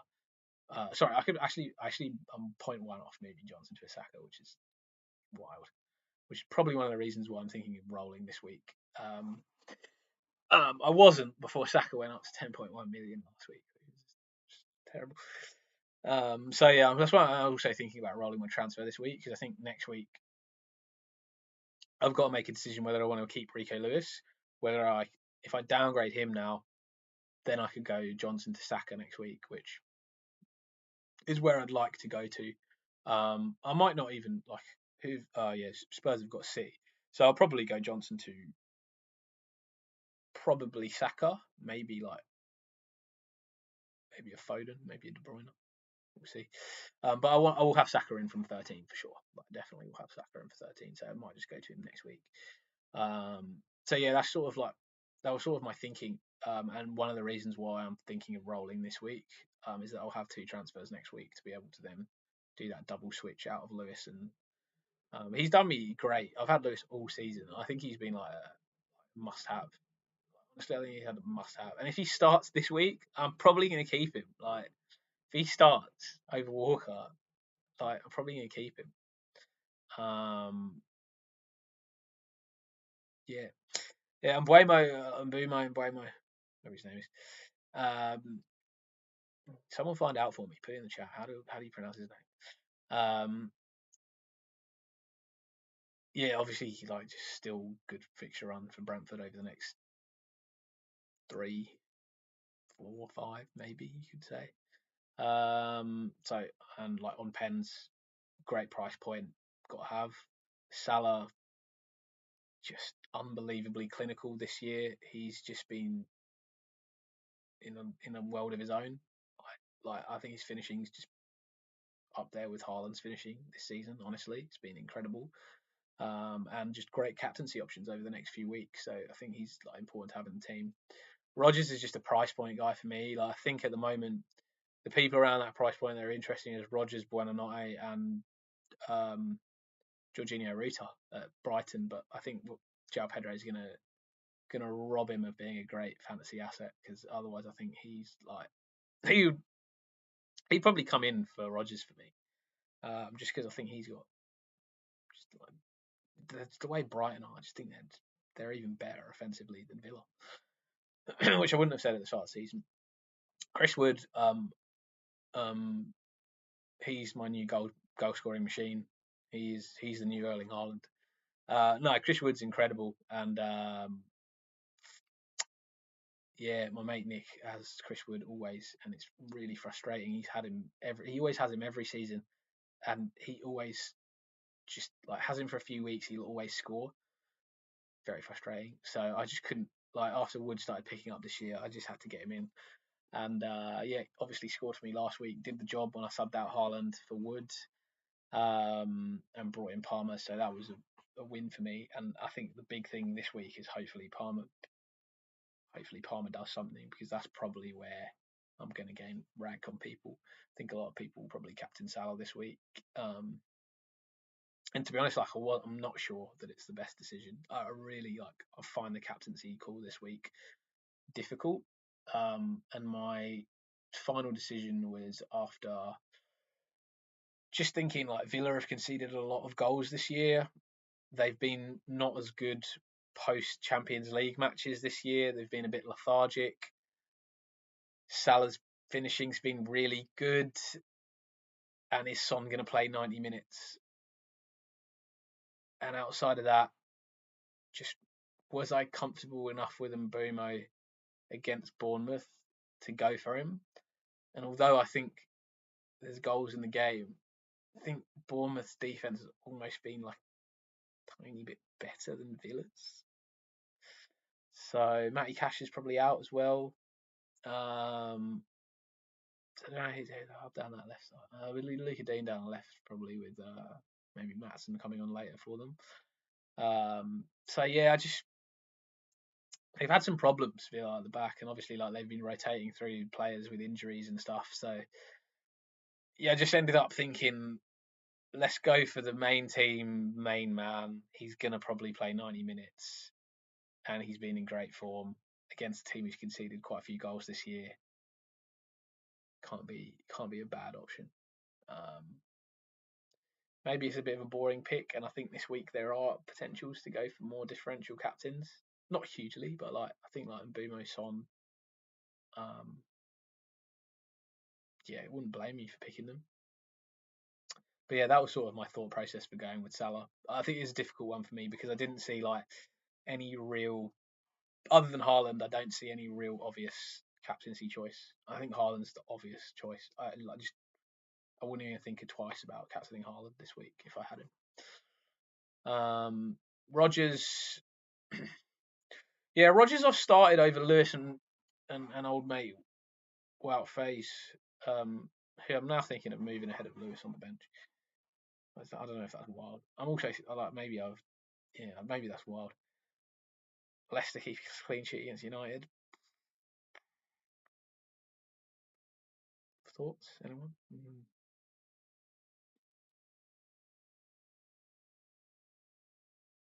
Nah, surely not. I've been too anti-United today. I'm going to say United to score.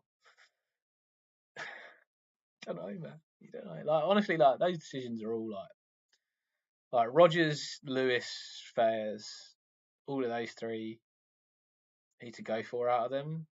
I think just Rodgers has the most upside, and that's the way to go for it, right? Who's got the most upside? Rodgers scores a goal, gets 5 points. Like Lewis not going to score a goal. Fairs is not going to score a goal. Lewis probably not even going to start. Might sneak an assist coming off the bench. Fez is probably going to concede. He's going to get 2 points. That's his biggest upside. Lewis might get an assist. That's his biggest upside. Probably unlikely to get a goal. And Rodgers might get a goal. Like maybe Villa just play incredible. Yeah, so that's why he's there. Just higher upside potential. Wood, well, I mean, great form. Newcastle, not an easy fixture, not the worst fixture. They've been playing a lot better defensively lately. But yeah, Wood so essential to Nottingham Forest. Always the potential to score multiple goals on penalties. Great pick. Watkins against Liverpool. Look, the way Liverpool have always been probably exposed is people getting in behind. Less so this season under Slot. I think he's really strengthened their defence and made them much more effective. But fast strikers have been historically a problem. And although Watkins, I just don't think quite been in the same vein of form that he was in previous season, he's still obviously the focal point from that Villa attack. He does give me some concerns going forwards if he does continue this form, considering Duran has been in such great form. I think Emery will stick with him. Like I think Watkins will pick up a couple of goals here and there, and it'll be enough to keep his starting place. And maybe he'll just start Duran in the Champions League. But yeah, I'm hopeful, obviously, that Watkins starts because otherwise that would be tragic for my team this week. Would you swap Watkins for Havertz moving forwards? I would definitely consider swapping Watkins for Havertz moving forwards. I probably am looking to get out of Watkins over the next few weeks. Um, specifically with Odegaard coming back. Yeah, specifically with Odegaard coming back is why I would swap for Havertz, because like what that means is Havertz is not going to be dropping in deep trying to create and link play with Odegaard coming back. He's going to be able to play in that 9 role. Odegaard's going to be able to be that creative threat. Saka and Martinelli are going to be able to get higher and get those balls into the box for Havertz, and he's going to be becoming more of a goal scoring threat than a creative threat that he's had to try and help out with in the previous weeks. I think there are a ton of good strikers though at the moment. Like it's not just Havertz that I think is a good. Like, I think Welbeck's a great option. Like if actually let's have a look at this like fixture difficulty run coming up. So like I put this together: Captain Cunha, Vice Captain Johnson, or Fernandez, or Mbumo, please. Either situation. Captain Cunha. Sorry, mate. Are you asking who to captain out of those and who to vice captain? Is that what you're saying? Or who to vice captain? And you're going to captain Cunha. I'm going to take it for now as who you're asking who to captain and vice captain out of those 4. Biggest upside is probably how I'd look at it. I think yeah, okay, cool. So I think people I'd go for. Well, that's actually tough. Like, there's a lot. I would say I would be least likely to captain or vice captain out of all of them. Probably Johnson. Going back to my Fernandez commentary again. Captain, I think I'd be most likely to captain Mbumo against Bournemouth. Like I say, I just think there are going to be goals in that game. I think they both play like quite fast transition football. They like to play quickly. They both break on each other. They both commit players forwards, and I think like both teams will score. I think obviously Mbumo's on penalties as well, so that helps. So I think my captaincy would probably be an Mbumo. Cunha v Wolves, Fernandez v Leicester. Like for me, like captaincy is so important that it depends if you're really like looking to take it like a big punt. I think Bruno Fernandes is a really big punt against Leicester because you just don't know how they're going to set up. You don't know how they'll set up under Alarim. You don't know where he'll play. Like he might play in that right forward role. They might keep the same sort of formation they've been playing until he's able to train and implement that new formation. Um, or he might just like stick to the United formation and just try and tweak it a little bit tactically. So I think for me like Bruno's just like a bit too much of a wild card. Like I don't know how United are going to play, how they'll work, like go under Amarim. So I wouldn't captain or vice captain him. So that just leaves us with me. I'd probably come to Cunha versus Mbumo, and like I think both of those are interesting options. Like I was talking about Cunha earlier. He's like quite a creative for Wolves as well as like getting in this position to score the goals. Like Wolves don't really have any like creative midfielders that play those key passes. Like they sort of hit like crossfield like balls across. Um and then like Cunha's really the only one that manages to like drop into that space and then like find those creative passes. And then obviously like he like runs drive forwards and like tries to run in. So I think Mbumo v Cunha is how big you are on Cunha. Like, I'd probably go Mbumo and Cunha vice captain because I think like obviously historically there's more potential. We've seen Mbumo get bigger returns. Brentford have been really good at home. They're good attacking. Mbumo's on penalties. And I think like the tactical matchup, Bournemouth Brentford, makes me think that there are going to be goals in that game with the way they both like to play fast transition football. So I'd probably go Mbumo, but I'd say Cunha's a fine choice. I'd go captain, vice captain those two, and leave Johnson and Fernandes. Hopefully that helps. If you want me to make a call, I would go Mbumo captain, Cunha vice, but I think you could go either way. I wouldn't say don't go Cunha if you like really think he's if you really like him, I think that's fine to go against Southampton. Like they're one of the teams that I'd like to target this season. So yeah, captain Mbeumo, Madison, or Isak. Mbeumo. That's an easy one for me. Isak has Forest, who I think are one of the best defenses at the moment. Really well drilled. I spoke about that earlier. Madison might not start for Spurs. Like honestly, like I don't know if he'll start. We were talking about this earlier on the stream. Even if he does start, just Mbeumo. Yeah, I think that's a simple one. If you need more detail, actually, I'm happy to go into it. But I think, yeah, for me, Mbeumo is definitely the choice there. Yeah, agree, Tiger and Gunnar. I actually think that was that's probably the hardest question I've had all day, and I had to slowly work my way through my answer to that as well, because when I looked at those four, I was like, yeah, all good fixtures. Yeah, couldn't blame you for who you go with, to be honest. But yeah, those are my picks.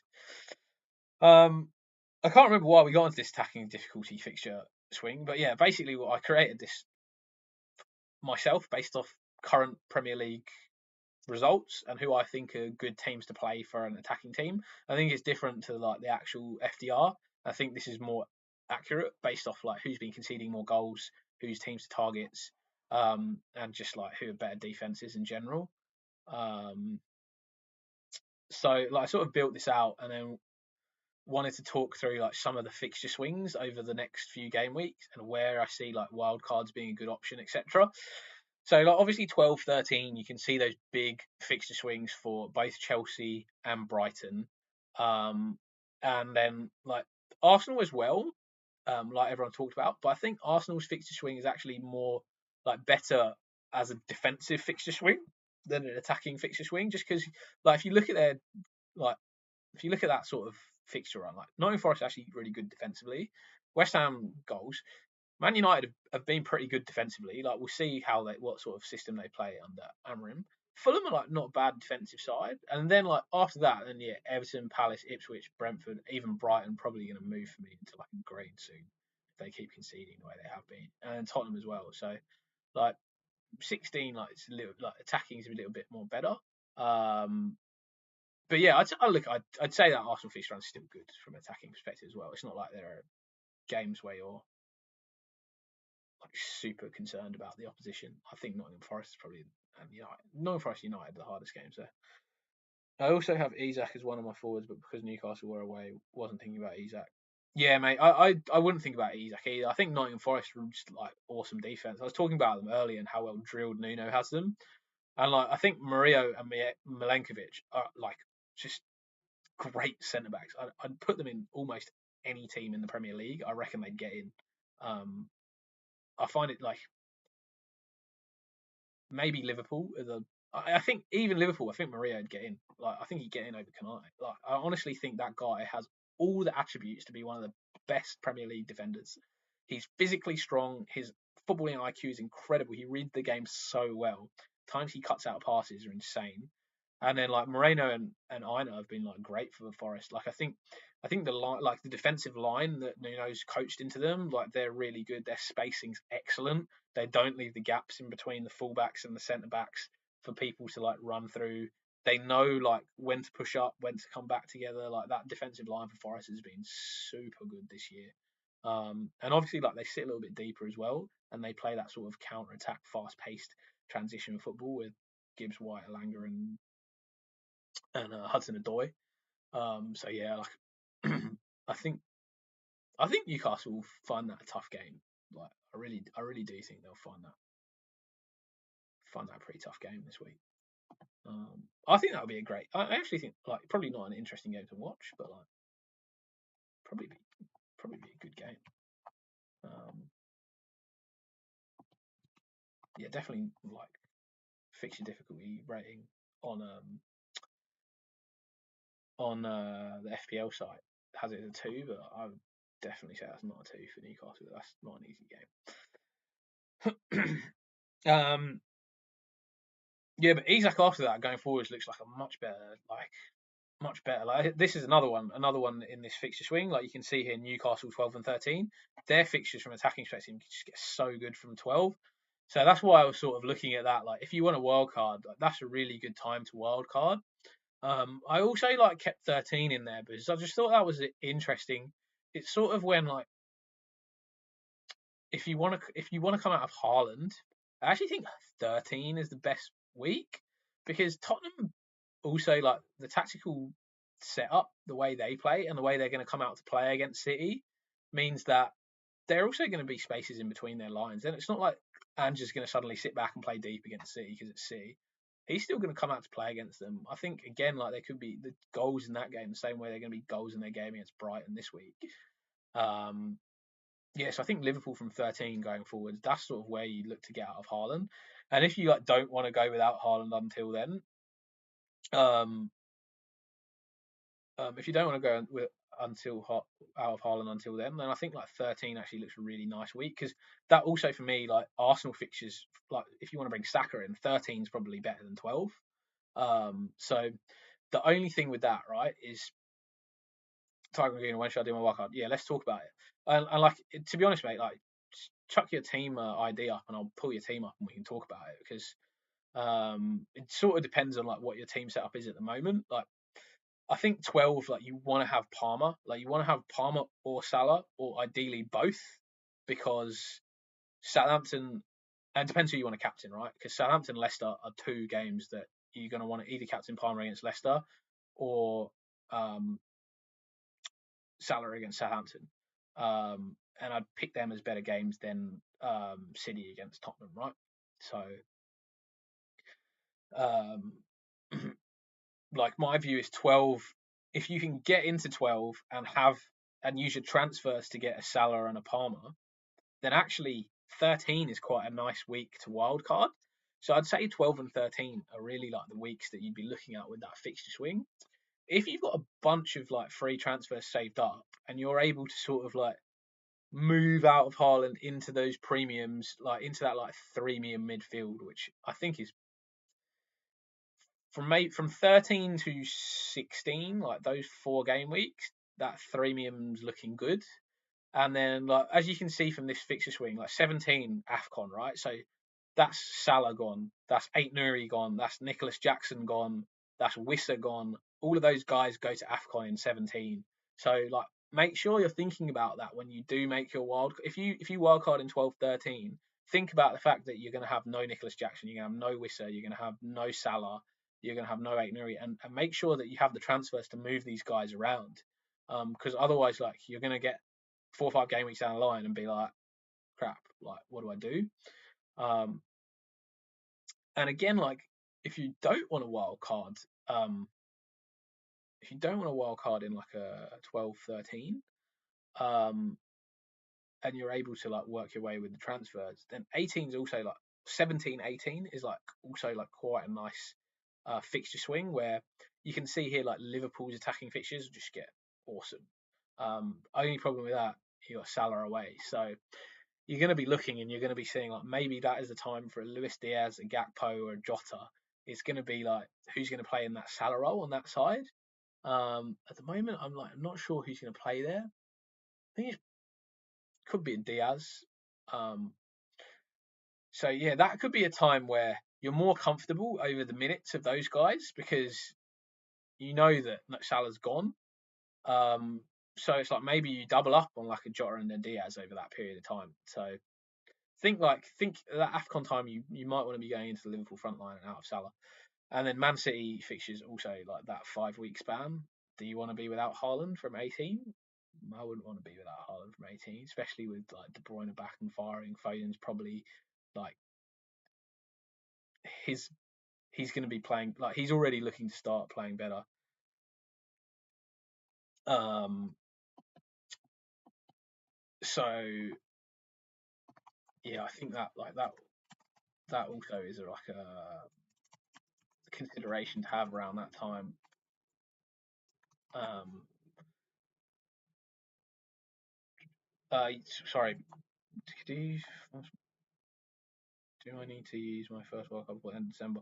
Yeah, I think it's 29th. I think it's the 29th of December. Can I have a look at what game week that is, actually? Let's have a look what game week that is.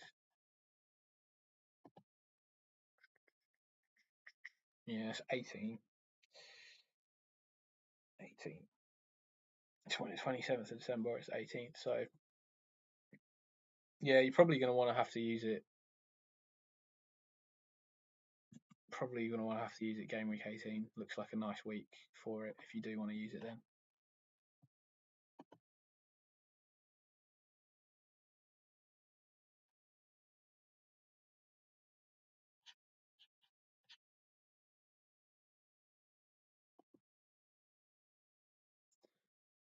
Sunday 29th of December is available until. Second wild card will be available after then for the January transfer window. That is the official FPL line. Yeah, so the game week is 27th of that is that game week 27th of December, right? Let's just double check that game week deadline. Sorry. Yeah, 26th of December is game week 18 deadline. Game week 19, yeah, Sunday 29th. So that is the last game week you can use your wildcard one for. It's game week 19, yeah. Yeah, so that's the time where, like, if you're going to use a late one, like 18, 19 is a really nice like time with those fixture swings. I'd probably go 18 because that's the time where you want to get Haaland back in. If you're not in a Haaland at the moment, like I would want to have Haaland in for that sort of Everton, Leicester, West Ham, Brentford, Ipswich. That looks really nice for City over that period of time. Ward, Archetype, Captain Foden. Yeah, mate. I'm not against it. What are your other options? Let me know what your other options are, because yeah, I'd say game week 12 or 18 for you, Tiger and Guna. I think those are good options. Even 13, like 13 is potential, but if you don't have like a Salah and a Palmer now, and you want to work hard, I think 12 is better. Like, just easier to make that switch. And I think like a little bit earlier is often works out better. You save a bit of money on the price changes. And don't forget, when you do use your wild card, like,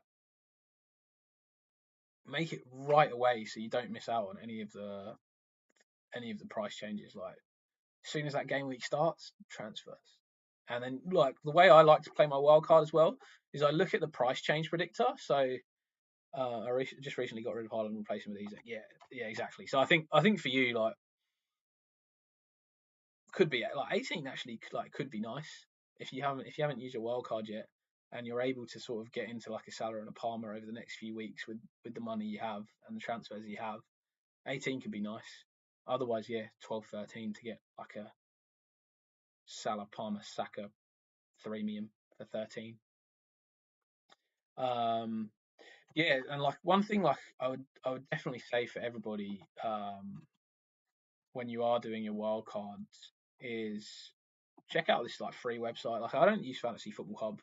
I'm stingy. I don't want to pay for stuff. I got a bunch of like free websites that you can use to help you, like, for FPL.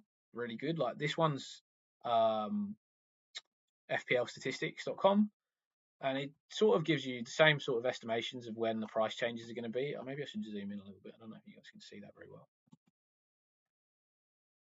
Is that better? Yeah. Yeah, fplstatistics.com. And like, it will tell you, like, if they're over 100, it means that they're likely to get a rise. It's not, I mean, it's not science, right? So generally when they're around 100, it's sort of like 50-50. Once like 119 and 135 means next time the days go round, Salah's definitely going to go up. Solanke's definitely going to go up. 8 million in the bank. Yeah, man, that's awesome. You can definitely, like, maybe use your transfers. If you got a couple of transfers, you could go into like Salah and Palmer, just upgrade a couple of the midfielders. Yeah, I got about 3.4 mil in the bank at the moment. I'm probably looking to, yeah, what my transfer? I'm probably looking to go like Johnson to Saka, but I think I'm like 0.1 out at the moment. It's really annoying. So yeah, I'll probably like swap Lewis to like a 8 million or something. Also 0.1 out. Yeah, Moreno, Semedo, something like that. I'll work it out next week. But yeah, that's probably where I'm going. I want to get Saka in for 13 against West Ham, if need be. Next week, my team probably looks not that bad anyway. So, how long we got till deadline? 40 minutes. Do I do a podcast during the week? I don't do podcasts, but I probably release like 2 or 3 videos. At the moment, I'm on holiday at the moment, so I've been releasing like maybe 1 or 2. But I do like the team observations that I've been going through and the statistics. So if I stick up on the screen like what I normally do during the week, normally give like a rundown of the fixtures and what I've seen tactically out of the fixtures across all of the different teams. And then we'll also include in the same video like the statistical analysis of all the players and their XG and XA. We'll try and link them together and talk about like what players I think are the best picks for that week. I'll run through the defenders, the midfielders, and the forwards. I highlight sort of who I think are the key guys. And then normally I just give some like personal picks of who I think are some interesting choices, maybe some differentials, and talk about like what the pros and cons of those guys are as well. And I'm like everybody, make mistakes and put things like Cunha for Evan Nilsson when I'm rushing through stuff. Yeah, so that's normally like that's probably like my main content for the week is I'll do like a rundown of all of that stuff. I also have been trying to do this series on like professional FPL players. So I like Mo Salah's got his own FPL team, Trent's got his own FPL team, and I review their FPL teams. And sometimes it gives some interesting insights about what players are nailed for those teams. Like the Trent and Salah ones were really interesting at the beginning of the season because they both had Jota in there when people were worried about his minutes, and that sort of highlighted to me that Jota's the main number 9 for Liverpool, and they know that, and they kept him in there that whole time. Are we allowed to know my name? Yeah, my name's Adam. The rest of it, I don't know. I'm new to YouTube, so I don't know how much publicity I really wanna go. But yeah, Adam is my name. But the English Aussie is fine. But yeah, subscribe to my channel, please, guys. Like, really help the channel. I'm obviously like a new and growing channel at the moment. I think my channel's quite different to a lot of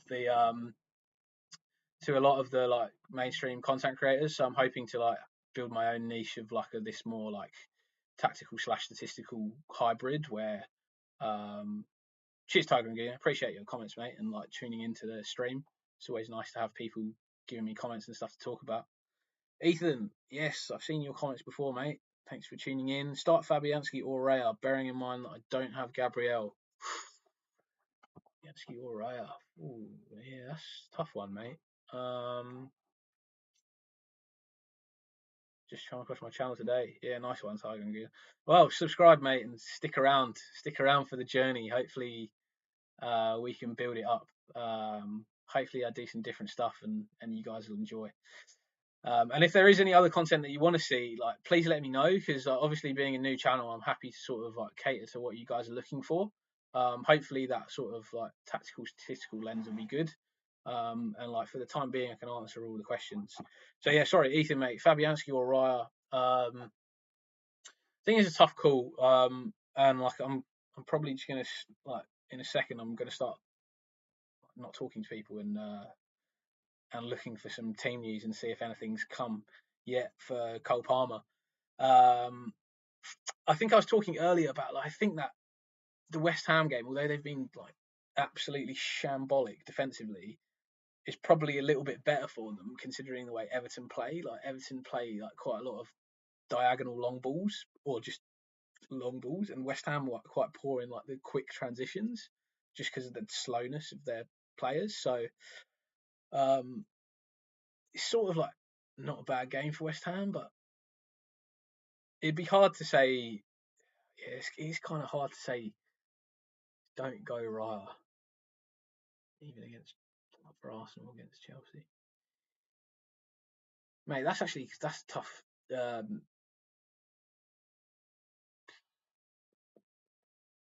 If it was me, I'd find it too difficult to not put Raya in goal and go for that Arsenal clean sheet just based off how bad West Ham have been defensively.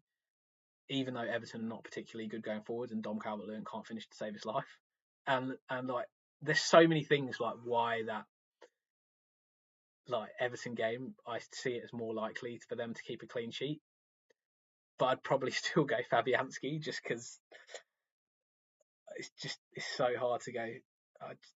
Yeah, when you've got Raya and like there's just the possibility of Arsenal playing really well and winning like 1-0 or 2-0, I'd go Raya. I'd go Raya reluctantly, but I'd go Raya. I think there's a lot of valid points for Fabianski, and I'd choose Fabianski against a lot of above a lot of people. Like if I had Fabianski, I'd start Fabianski over Flecken, but I'd go Ryan just because Arsenal were a good defensive side, and I know they haven't kept a lot of clean sheets this year, but I like to stick my neck out and give it a call. That's what I'm going to go for. I'm going to go for Ryan. Feel free to get against me. Lots of people have been going against me.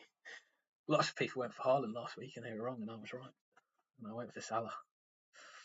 And this week I would go for Haaland. And I said this last week. I thought like game week 10, Salah was better. Game week 11, Haaland was clearly better. Thanks, Ethan. Always good to see you, mate. Always nice to have a returning viewer. I like seeing your comments when they come up. So yeah, give us a shout in the week if you've got any other comments as well. Happy to answer your questions. Yeah, so I mean, I'm sweating on game week 11 because Haaland for me just scares me this week. If you've got him, captain him, like I'm sure he's going to score, and it's going to hurt me. It's going to really hurt me. I'm going to hate to see it. Love to see it for all of you guys that have got him. But yeah, personally, not a fan of watching Haaland score this week. I don't think I'm going to watch that game. I think that Brighton Man City game. Yeah, what else is on at the same time? I don't want to watch that game. It's going to be horrible.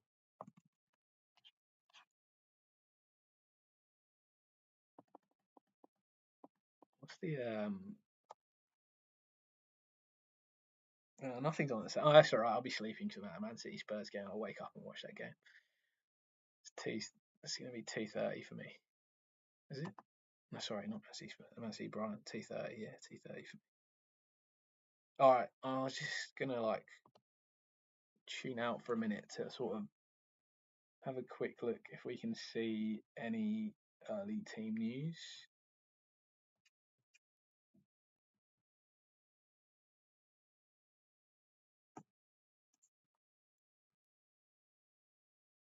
And if any of you guys have heard anything, chuck it in the chat. Let's help everyone as one community. Not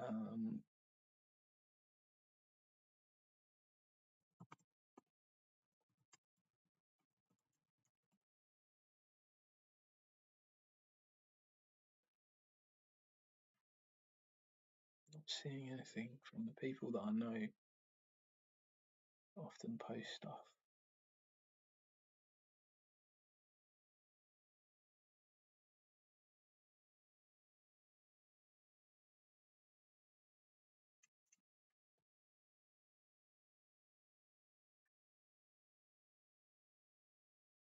This guy's normally good for something.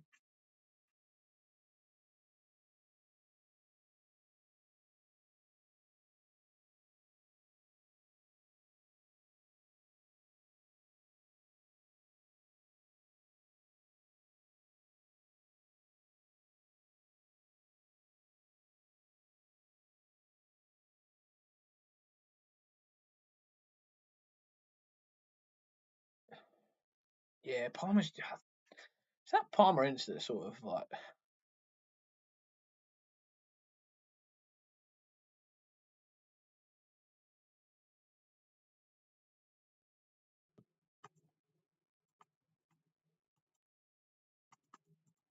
That just makes me concerned. Like, you know what I mean?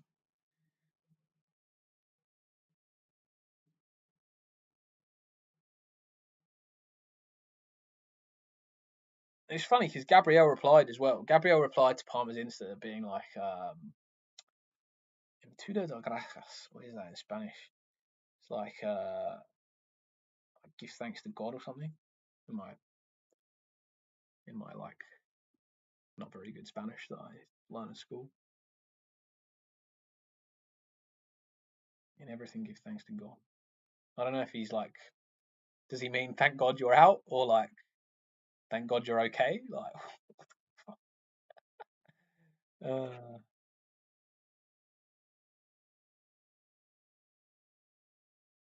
I just like, it's hard to think that they wouldn't start him if he can play. Like, surely he's in. Surely he's in. Surely, I'm not seeing any other like early team news on Palmer.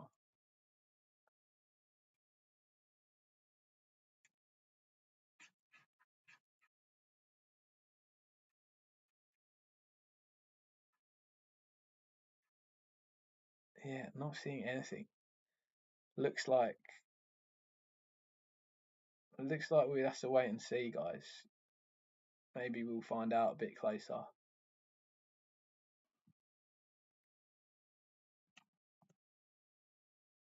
Yeah, yeah, a bit crazy. Yeah.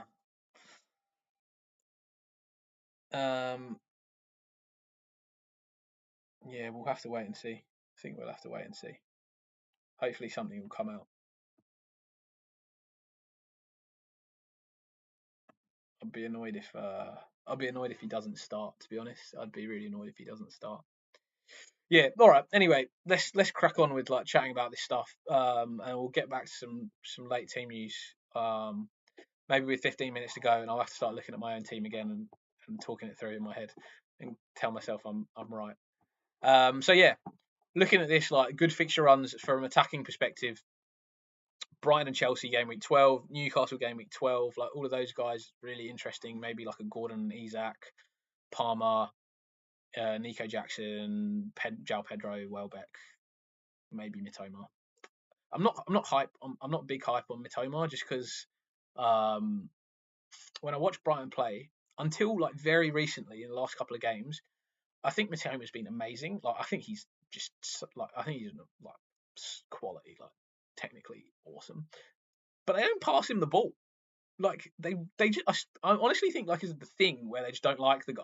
They just seem to always play the other way or like not passing the ball, and it gets him a time and he just plays an awesome pass immediately. And you're like, why does this guy not get the ball every time? Like it always should go to him.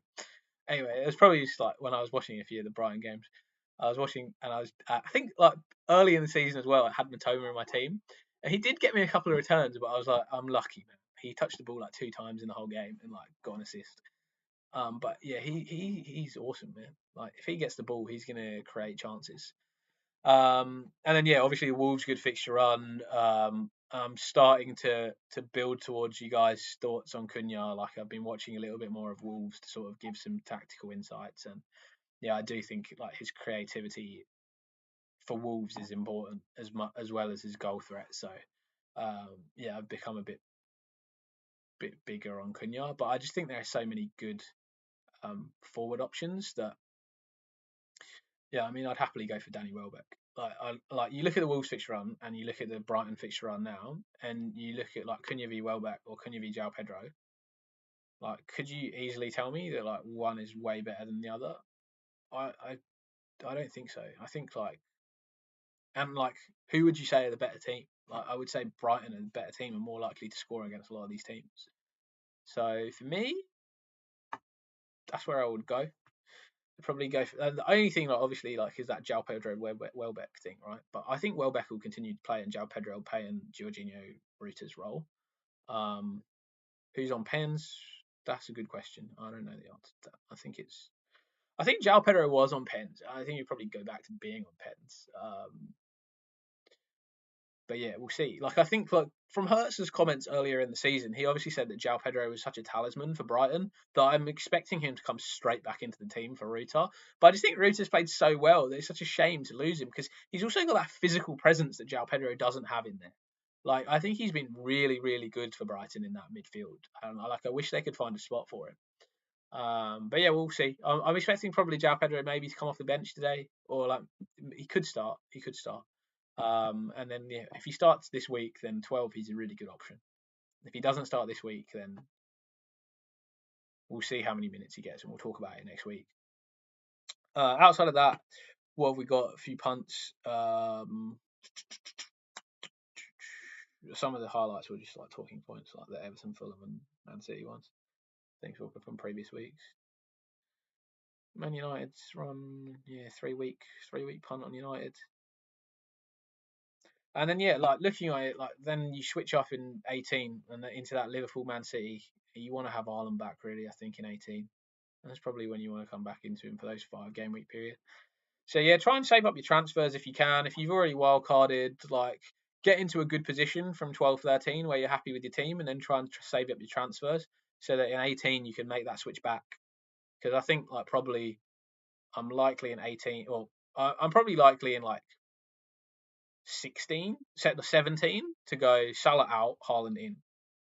Because when Salah goes off to AFCON in 17, along with Aitnuri, Wissa, Nico Jackson, as I was saying earlier, that's when like I'm gonna go, yep, see a Salah, bring back Haaland, and then I'm gonna need probably 3 transfers. I think I'll probably need 3 transfers at that point, so I'm gonna need to try and get there. So I'm gonna try and need to roll 2 of the game weeks between now and then, and yeah, work my way up to that game week 17 AFCON. That's gonna be a big time.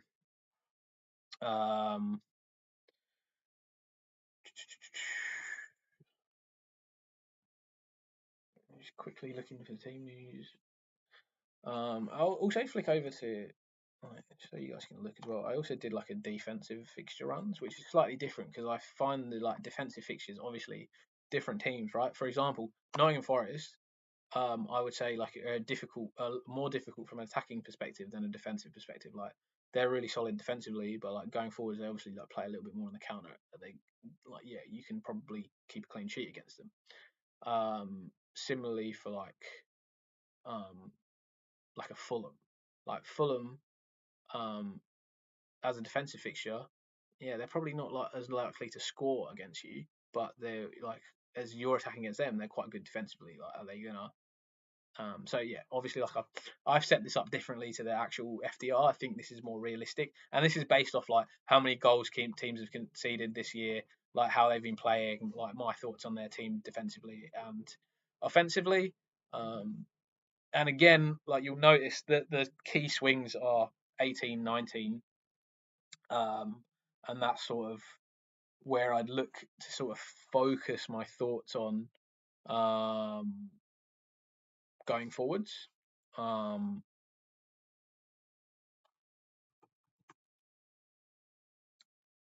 So yeah, if we look at this fixture swing, you can see Arsenal in 12 is my defensive fixture is a big defensive switch swing. Obviously, you've got the Wolves swing, and then what I think is really interesting is if you look at when that Wolves fixture swing ends in sort of 18, and you look at the Nottingham Forest one beginning in 19, that's a really nice time to be jumping off your Wolves defender and jumping into Nottingham Forest.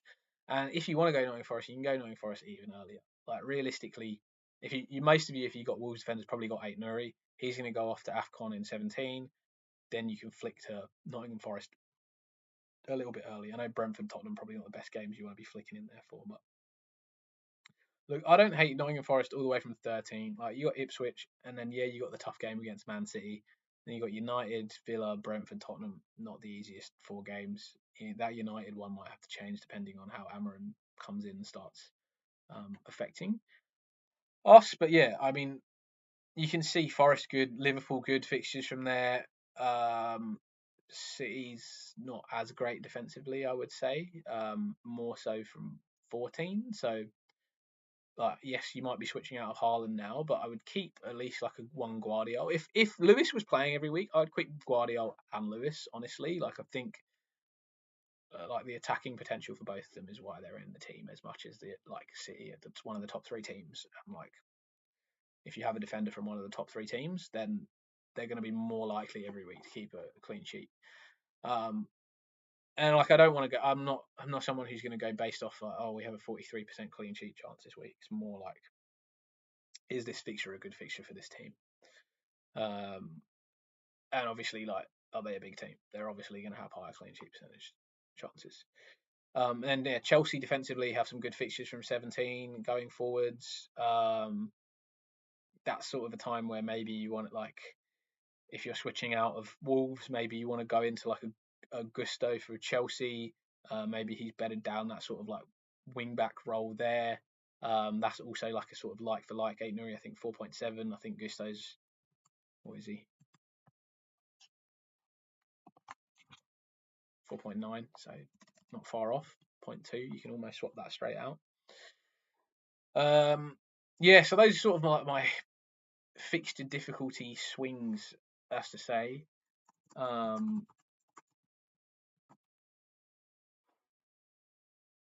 Amelia, what is your team this week? Yeah, great timing for that question, Amelia. Thank you. What is my team this week? Let's look at it, because I should probably look at it with 20 minutes to go. Guys, also 20 minutes to go. So if you've got any like last minute dilemmas or questions, chuck them in the chat now. Yeah, Nantha, who's my captain? Yeah, sorry, let me go to pick team. That's probably better. My captain this week is on the man, Mo Salah. And I spoke about it, and I was talking about why I'd gone for Salah this week. And it's really like I was between Salah and bringing in Son or Mbumo against Bournemouth. And the reason I reasoned for Salah was Son, I wasn't convinced was going to play the minutes due to what Ange said they were sort of managing him back. He also played 45 minutes midweek and 55 minutes only last week even. Captaincy is so important that you kind of want the guys that you're captain to have most opportunities of scoring points as possible. The fact that Son might only play like 55 minutes, 60 minutes, 70 minutes this week was an issue for me. However, having said that, Richarlison's out, Werner's out. Are they going to need to play him the full game? Maybe. But if Tottenham then do go up like 3-0, they'll take him off. And that's the time where they thrive, where the other team has to come out and go for it. And that's the time where Son's even more likely to be scoring. So, yeah, I sort of like chose not to sub out Johnson for Son this week and just think hopefully Johnson goes well. If you have both Haaland and Salah, who would you captain? Haaland, without a shadow of a doubt. And I've spoken about it many times on this stream. The Brighton v Man City fixture tactically is just a much better matchup for Haaland than any other fixture. And I like Salah, and I chose him as captain, but I think Brighton are going to come out. They're going to play a high press against City. City are obviously like technically little, and that caused a lot of problems for Liverpool last week. But City are obviously like technically a little bit better on the ball, and they're going to be able to break through that press. You're going to be able to see Foden, Gundogan, Bernardo Silva picking up the balls in space in between the lines, and then playing those passes to Haaland, who's going to be running at the Brighton defence, and he's a monster when he's running at you or running in behind you, because he's fast and he's strong and he can hold you off the ball. And I think Haaland's like definitely the best choice for captain this week. If I had both, I would captain Haaland. I wouldn't think twice about it. The reason I went with Salah, again going back to that, yeah, so obviously my options were like Morris, Son, and Mbumo Salah. And Mbumo for me was really interesting this week, and I thought really long and hard about it because I think the matchup with Bournemouth is a good matchup. Obviously he's on penalties. Obviously he's 90 minutes. And the reason I just ended up going for Salah was I just looked at Bournemouth defensively, and they're not as good away from home, admittedly, as they are at home. But they're normally not good away from home on the bigger pitches. And I'm not 100% sure on the Brentford pitch, but I think it's like not particularly a huge pitch. Damn, I own both, but still putting on Salah. Now it's a 5k. Mate, look, I hope you're right, because like, if Haaland blanks this week, it'd be wonderful for me. It would be absolutely wonderful.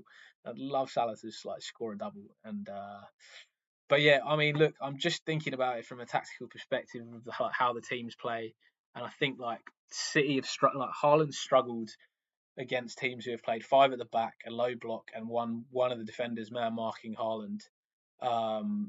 I also think Brighton can get a result. I think attackingly for both teams, like it's a good fixture. I think Brighton going forwards are going to cause City problems. I think both teams will score, and that's one of the reasons I've got Lewis on my bench, because even if he does start, which I don't think he will, but I think Brighton will score. So I went for Rodgers over Lewis because I thought there's more upside to Rodgers potentially sneaking a goal or an assist against Liverpool than there is Lewis starting and keeping a clean sheet. So um, yeah, I think Brighton are a good matchup, but I'm just thinking like from an offensive standpoint for both teams, I think there are goals in that, and that's yeah. And the reason I went for Haaland, obviously, as I said, was um, yeah, Brighton, like Herzl has said, he's going to come out to play against, like he's going to try and beat the teams playing their way of football. Obviously, they'll make plans for Haaland, and I hope that Herzl, I think he's a really smart coach, and I hope he comes up with a plan to stifle Haaland. And if he does, I'm going to be very happy. I'm going to be sorry to all of you guys who have given great advice to go for Haaland. I still think like I would have done it. Like if I had him, I would have captained him. But for my personal FPL team, I'll be very happy if Haaland blanks. So yeah, that's my thoughts on it. Like I just do think that he's the better option for the week. But yeah, like I obviously went out of him last week. Can't get back into him this week. So Salah for me. Yeah, I looked at just Villa. Have conceded a lot of goals this year. It just felt like they've had a lot of changes in their back four. Like Matty Cash again's out this week. Like Conce's been in and out. Diego Carlos been in and out. Mings obviously like coming back. Like had a bit of a not a stinker, but like made that bad mistake. They've just not been a settled back four. And Salah's been just so clinical this year, just so clinical. And if they do make a mistake, and also Villa like in it after post Champions League games have come out a little bit lethargic, just a little bit lethargic post Champions League games, especially in that Man United one they were. So if there is a bit of a hangover this week, yeah, I just ended up going thinking Salah's the guy to go for. But I mean, I think it's a close call this week. I think Mbeumo could go well. It's like Son could go well. Haaland, I think, will go well. All of those guys could go well. So captaincy this week. If you get it right, you're going to gain in rank. If you get it wrong, I don't know. I think like for me, if I get it wrong, I think I'm going to struggle this week because there's a lot of other players that you look at and you're like, Guardiola v Brighton probably not going to keep a clean sheet. Gabriel v Chelsea probably not going to keep a clean sheet. Flecken v Bournemouth probably not going to keep a clean sheet. Palmer v Arsenal, not easy for him. So yeah, Rodgers and Watkins against Liverpool, like that's tough. So Wood against Newcastle was tough, really. Like I'm looking at Johnson and Mbeumo, Salah, Porre. Man, imagine banking on the Spurs clean sheet. Saying that earlier. Anyway, last minute, let's have a look if we can get any late team news, anything on the Oki.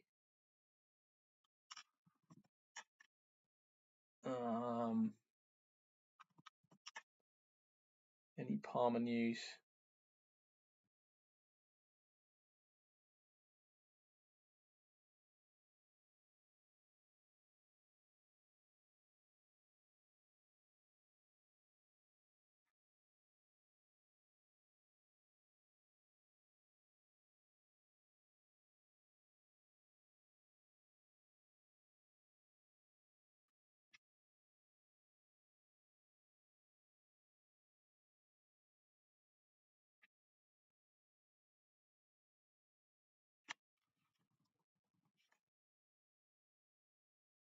Any Palmer news? I'm not seeing anything.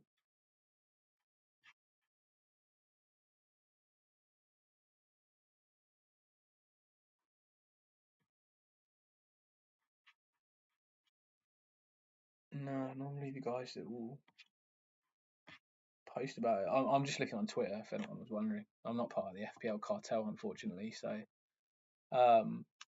no one gives me any insider knowledge. I'm not in the group chat. I'm still applying for membership for the cartel. So yeah, if you guys got a link to that WhatsApp chat, sort me out.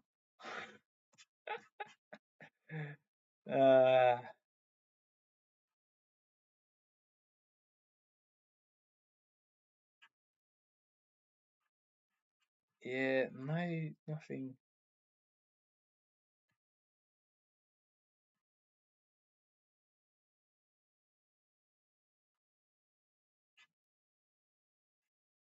Nothing. Nothing. Give me something.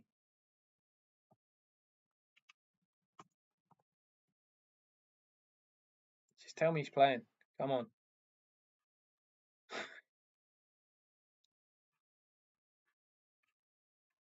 Tell me. No, nothing for Palmas.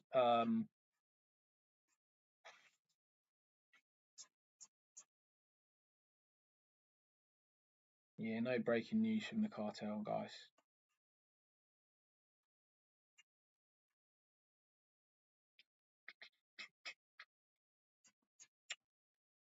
No, no, no, no, nothing anywhere. Guys, look, 9 minutes to deadline now, so last minute questions, get them in the chat. I'll answer them all up until probably 2 minutes to go, and then we'll just let's lock in our teams and make sure our captains and vice captains are locked in. We're comfortable with everything, and yeah, let's hope for a good game week. I hope all the best from you guys for you guys, and oh, unless you got Haaland, then I hope not. Nah, I'm joking. If Haaland does well, then it will only prove like that. I've got great tactical football knowledge. If Haaland doesn't do well, then I was just trolling you all, and I just wanted a good game week. No, I'm joking. No, just if he doesn't do well, I'll be happy either way. Captain Wisser, what do you think? Yeah, what are your other options? Like I don't hate it. I think Brentford will score against Bournemouth. I think it's a good attacking fixture. Like, are you going for a differential captain? Do you not have any other options? Yeah, I don't hate it as an option. Like I've said about Wisser in previous videos, I think Wisser's one of the players in the Premier League with the highest footballing IQ there is. He finds fantastic positions. Like he always manages to get in great positions. Even when Tony was in the Brentford team, Wisser was arriving in the box scoring late goals for Brentford. Um, just like just a great player, like really great player. I think like he's so good. Um, yeah, I mean I got no problems with you captaining him. I just don't know what are your other options. He might not be my first choice as captain. I imagine you probably don't have Mbumo, but you do. I mean, Wisher and Mbumo, either or. I know Mbumo's on penalties, but if you took that away, who would you go for? I'd probably go for Wisser. He's the number 9. That's an interesting thought. If you took penalties away, you'd probably go for Wisser as captain. So if you don't have like a Salah or a Haaland or Eve, then yeah, I think Wisser's a fine shout. Which is definitely a fine shout. He definitely, yeah. I mean, if I had him, he'd probably be in consideration this week. My team is set and I have the likes of Son, Bruno, and Mbumo, Johnson. So I was thinking if I should risk it. Yeah, looking at the 5 you've got there, like I think Wish is fine. Like I talked about, right? Son, I'd like to think he's a good option as captain, but if Tottenham go 3-0 up and he hasn't scored, he's going to get taken off, and that's when or 2-3-0 up, 50 minutes when the other team has to go forwards. That's when Tottenham are going to counter and score. That's when he's at his best. He'll get taken off because he's monitoring his minutes. Bruno, don't captain him. Like he's like that's super risky. If you're gonna go, I'd go Wisser over Bruno. I talked about that earlier, but I don't want to go into United again. And Mbeumo over Wisser, like yeah, like you think, like if you think Brenford not gonna get a penalty, I think Wisser over Mbeumo I would go as well. I love Wisser. I think he's great. And Johnson, I think again for Spurs, I would go Wisser over Johnson, just because I think the positions he takes up at the moment have not been like where you'd want him. Like, and I think the thing is with Johnson, if Spurs score a couple of early goals, and even if it's not him, he's going to stay on, and they're going to be able to counter and get those goals. So, um, mate, I think I'd probably pick Wisser if I had your team. It'd be between Wisser and Wissa, Son, and Bumo. If I thought Son was going to play 90 minutes, I'd go Son. Otherwise, yeah, your logic is not flawed. I would go Wissa. I would go Son if I thought 90 minutes, and then I'd go Wissa. But I don't think Son's going to go 90 minutes. So I'm going to put it out there. I'm going to say I would go Wissa. With your team there, I would captain Wissa. I think that's a great shout. And one that no one would think about. Just hope Brentford don't get a penalty, because otherwise you'll be screaming. Guys, 5 minutes to go. 5 minutes to go. Lock in your decisions. Captain your Wissers. Vice captain your, I don't know, Ollie Watkins against Liverpool. No, don't do that. 5 minutes to go. Get everything locked in. I heard Wisser could not start. If you're concerned, 4 minutes. Oh, Wisser to not start. Hadn't heard that, to be honest.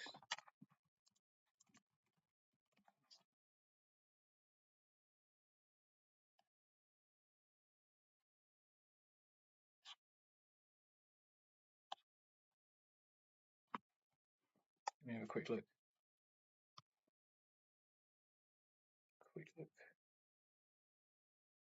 No, I haven't heard anything on Wisser. I think he's good.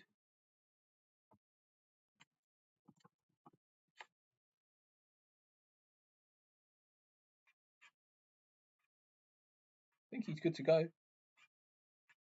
think he's good to go, mate. I think he's good to go. I don't know if where you heard it from. Let me know. Link me. 3 minutes to go.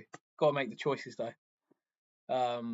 Yeah, if you're nervous about it, go for Son, mate. If you're nervous about him starting, go for Son, or go for Mbumo. Like, yeah, you too, mate. You too, Reeve. Good luck this week. Right, guys. 1 more minute for questions, and I've got to just stare at my team for 2 minutes. Just make sure it's there.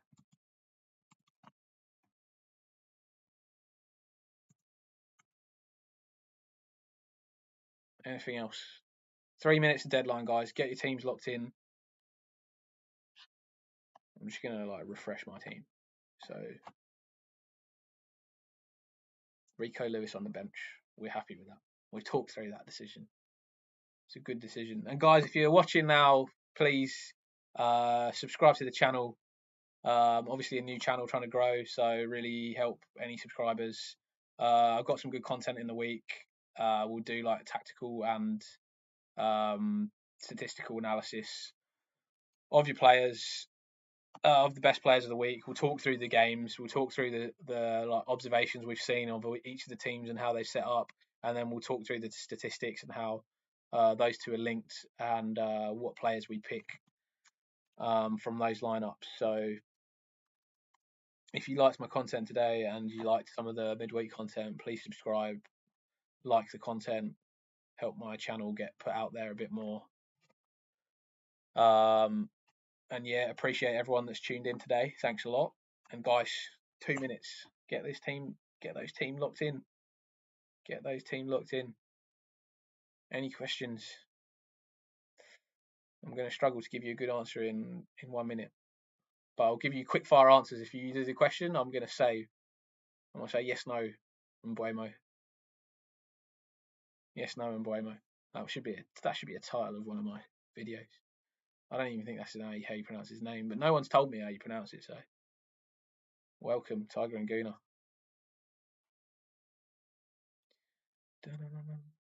Guys, 1 minute. I'll lock it in now because otherwise the site often crashes around now. I reckon if I refresh, there is a chance.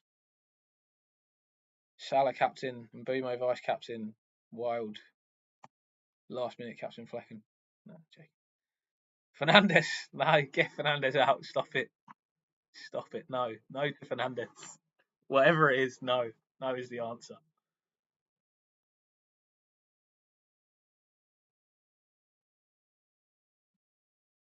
One minute, guys. Come on. Lock your stuff in. We'll get over the line. And I can get some rest because I'll be streaming for like 2 hours 45 minutes. I started a little bit early because all the main streamers come on a little bit later, and still my audience. But you guys should come to me because I can answer more of your questions. They don't even read half the chats. And my content's just better, you know. More well thought through.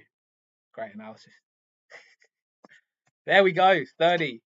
That's it. We are over the line. If I refresh now, we are probably done. Game is updating. We are in. Good luck, everybody, for game week 11. Thanks, everyone, for tuning in for this stream. I'm probably not going to stick around any later, but I will be up watching the game. And yeah, if you guys do have any comments during the week, stick some comments on my videos. Subscribe to the channel to stay involved, and I'll make sure to answer all your questions throughout the weeks. I will always reply to comments in the chat or on videos. So yeah, chuck us your questions. Thank you everybody for tuning in. Subscribe to the channel. Have a great game week, and yeah, hope everything goes well for you guys this week. Thanks for tuning in, and this is your English Aussie signing out. Thanks guys, have a great week.